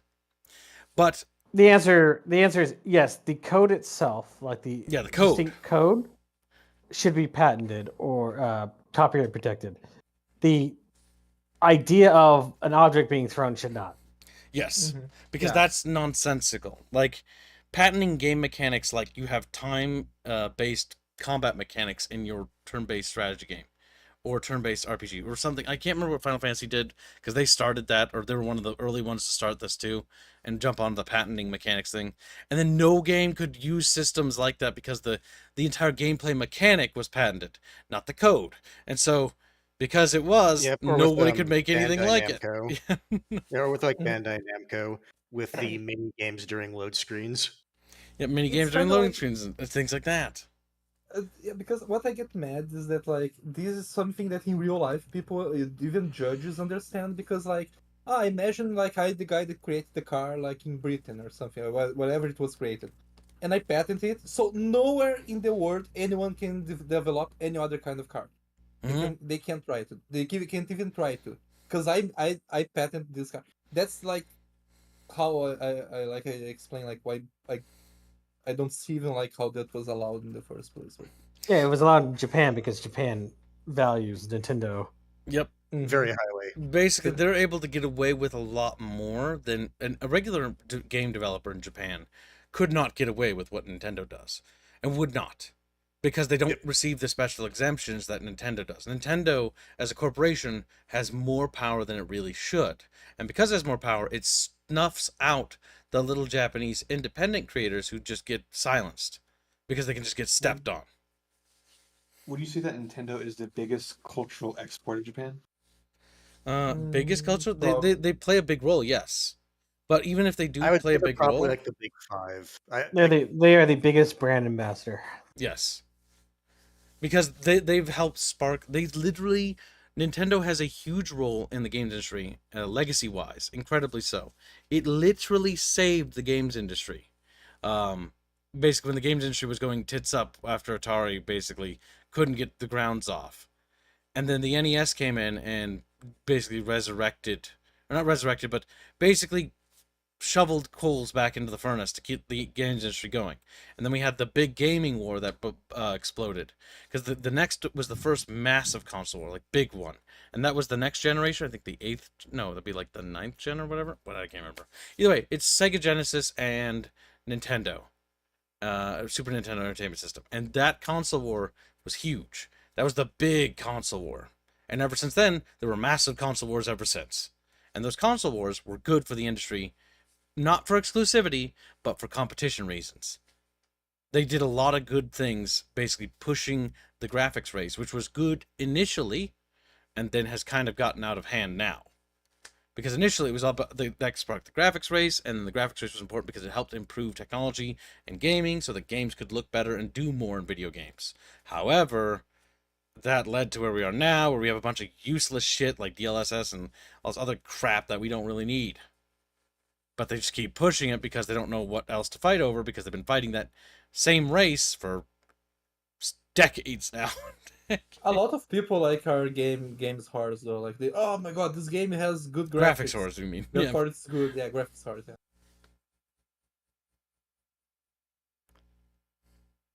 Like believes Kodakawa, I think, or Toei, are the biggest experts. Kadokawa.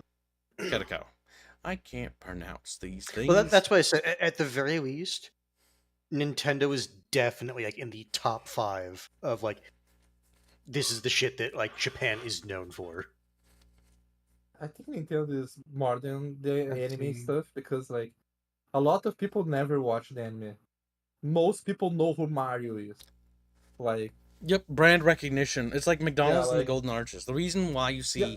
presidents in the United States of America eat McDonald's is because it's basically cultural flexing. Oh, I see. It's like, look, this brand is ours. Coca-Cola, cultural flex. Our brands are powerful. They carry weight. It's so recognizable. Everybody knows what the Golden Arches represent. It's McDonald's. It may not be like the best food place ever. It might be just a basic run-of-the-mill fast food joint. But the fact that But we have everyone's it, heard of it.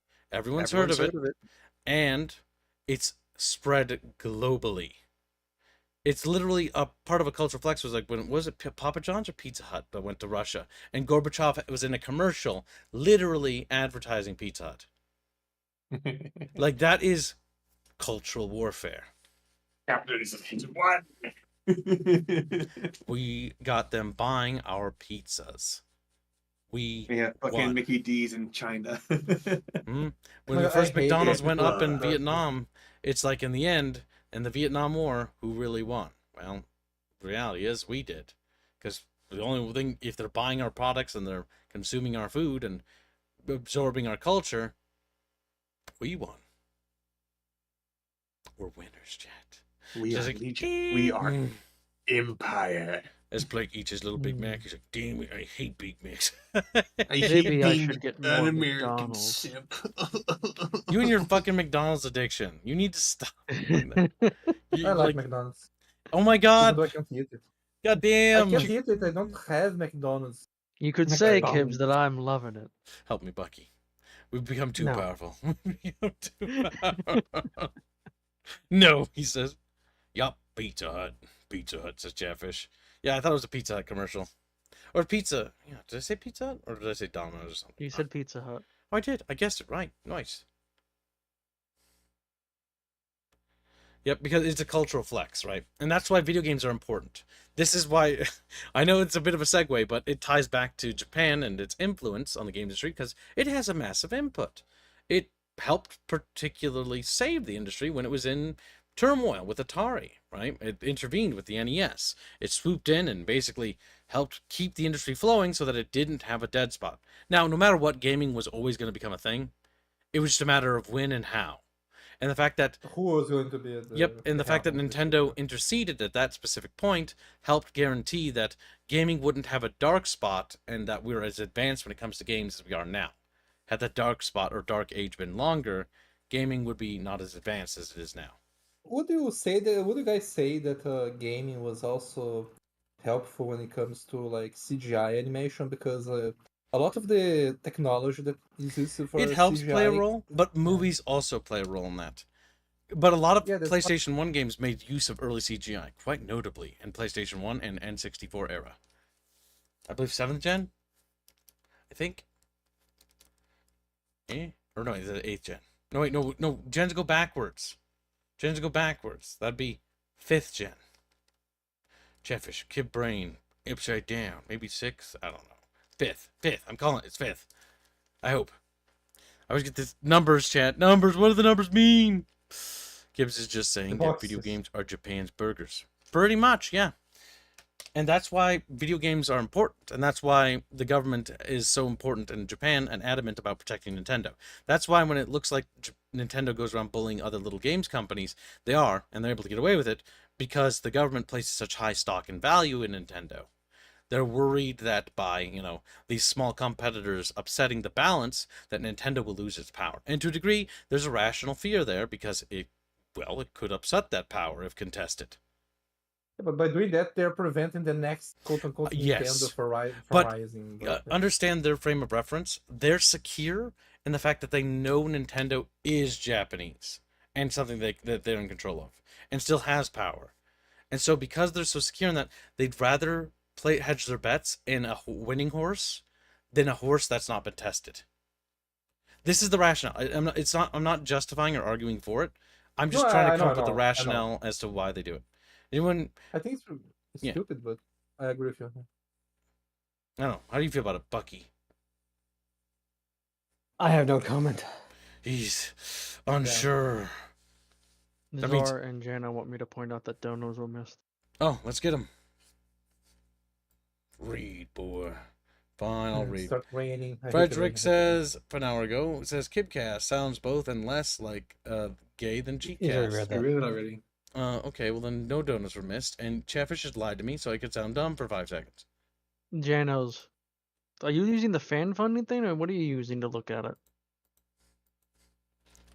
Have you He's read just the using bad Streamlabs. news, Kib? I just patented the use of string instruments. Mine now. Oh yeah, no, we did miss Janos. See, why'd you say Frederick? Frederick. I didn't say Frederick. You lied to me. You said Frederick. You should You're racist, die. you know that. Also, I OBS said or Jano Streamlabs isn't and Zar. updating. Streamlabs isn't I said updating. Jano and Zar said there was donos missed. I'm refreshing it. It just must not have updated for some reason. No, I don't even see them. Oh, that's weird. It's there if you scroll down. Oh, they're donos. Yeah. Wait, Zar donated? No, I don't believe that. No, Zar and Jano were telling me that you missed one. Okay. I was like, hell froze They over. said a couple. Jano, but 25 it's bucks, only one. 25 Polish bucks, and says, bad news, Gibbs. I just patented the use of string instruments. Mine now. Well, Robert, you had a good run. Hashtag SF, hashtag FEM. FEM, I wonder what that's for. That's a weird fund. So hashtag Celestentes. Thank you for the donation. Very generous. Oh my god.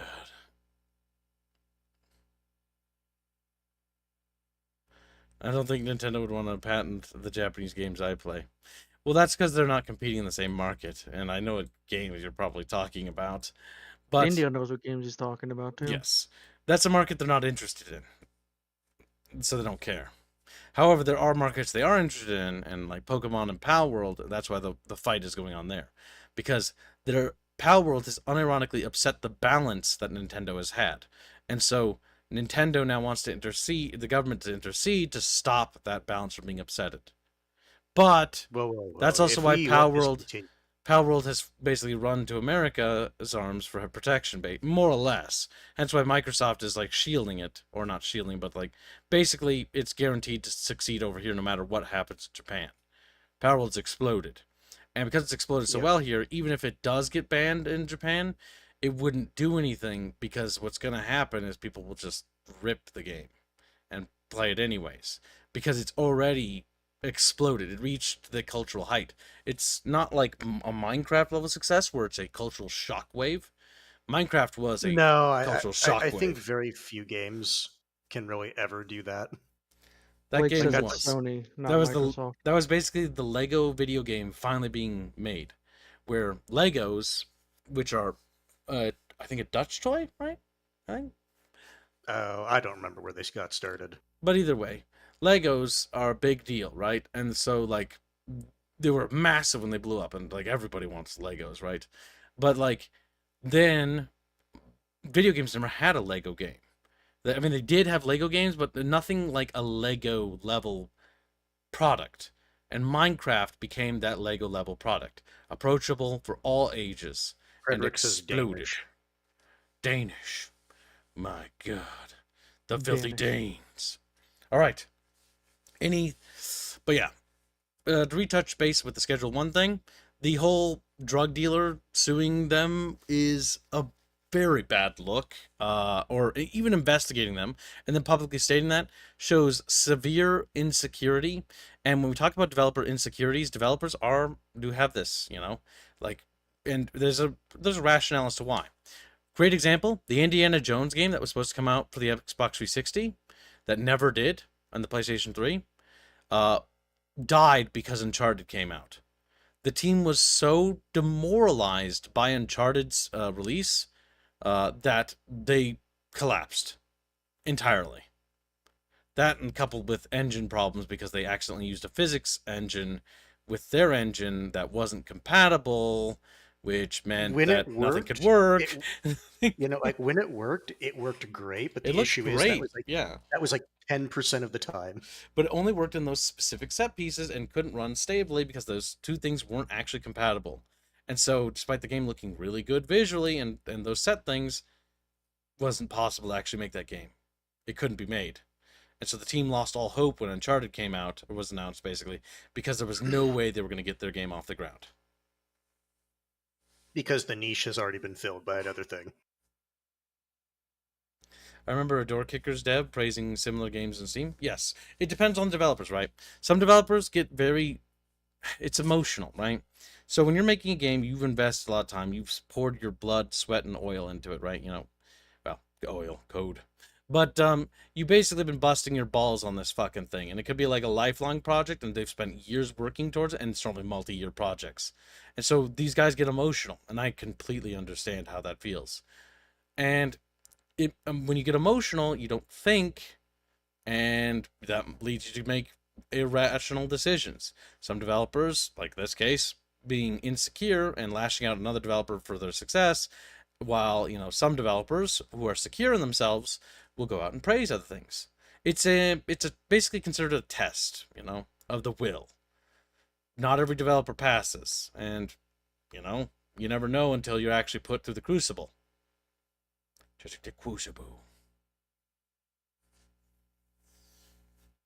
How does it make you feel, Puts Chatfish? kids in a crucible, starts grinding them up.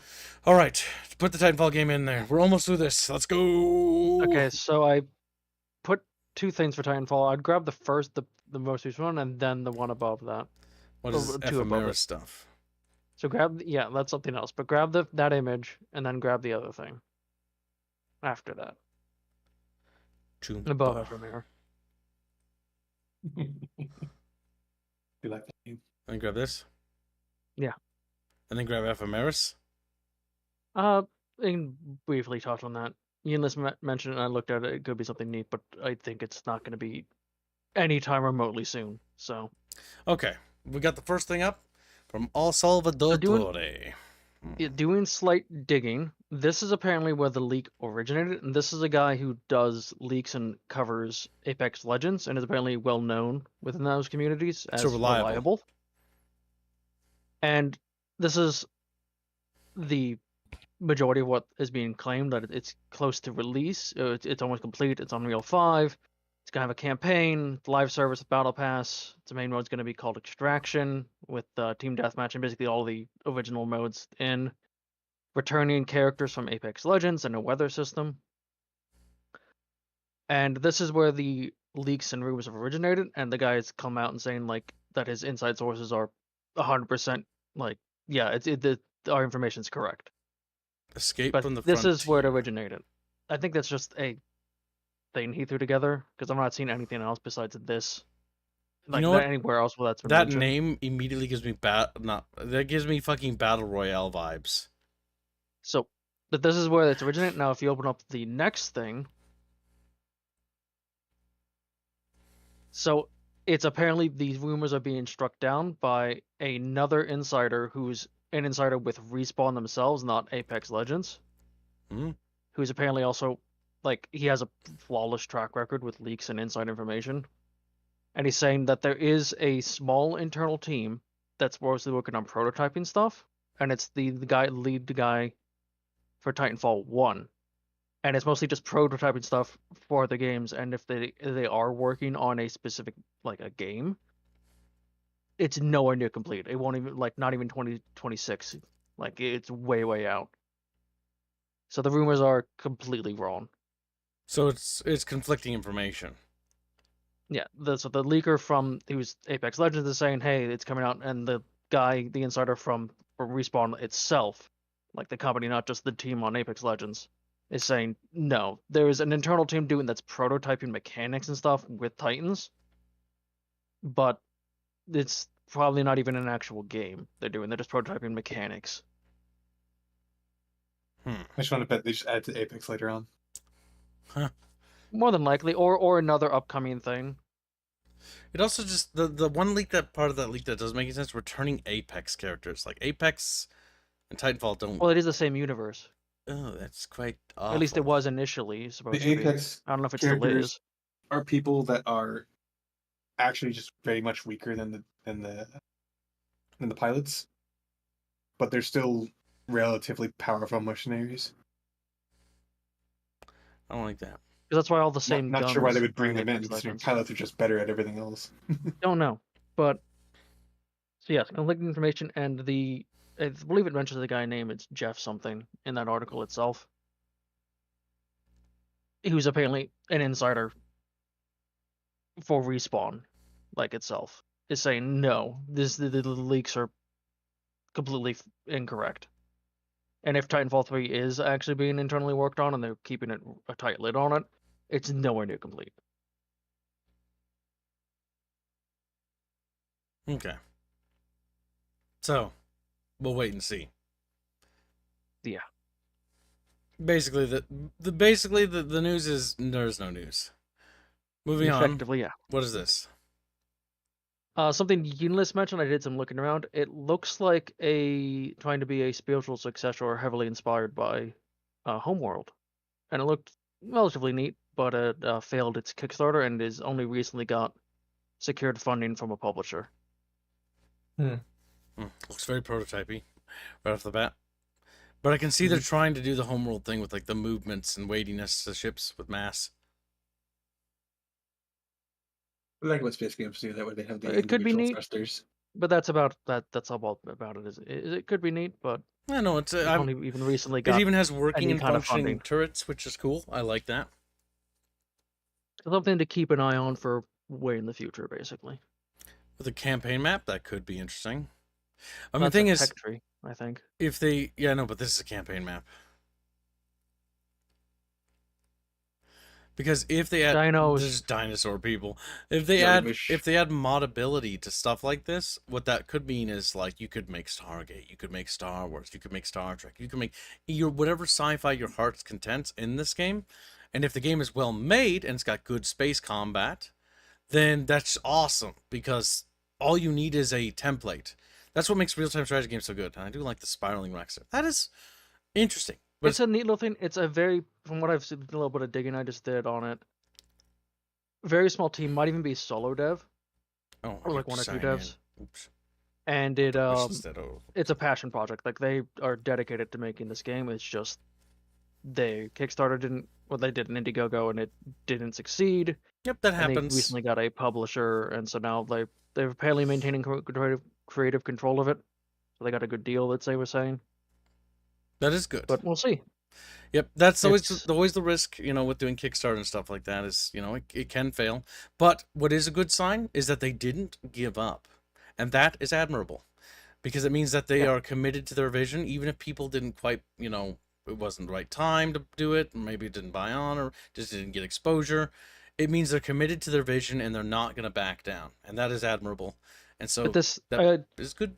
It means that there's I good ended potential. up wanting to bring this one up because it seems like they do have a lot of passion. They really want to make this game, and it seems literally no one knows about it. There's no discussions on it. No one even knows the game exists. Well, look at that.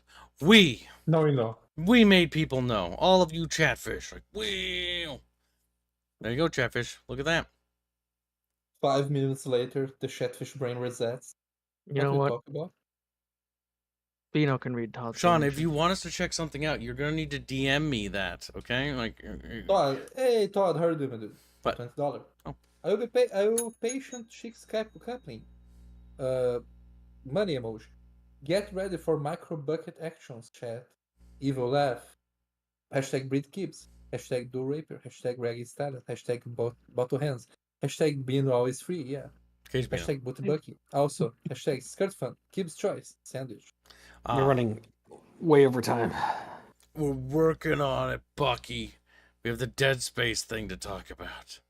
You know what? We might actually save that for a separate stream. Let's wait for more information because there's been the same rumors of that basically for years now. Yeah. That's the All one right, then that we'll brought just the sum it idea. up and then we'll wrap up. So, to sum it up real briefly, more rumors about the Dead Space movie and it being made. Still no real major confirmations, but it does sound like a Dead Space movie is in the works. So, I am very interested as a big Dead Space fan, and I very much want to study it. Give us a new Advance Wars game. Oh, God. Now the Chatfish DM me.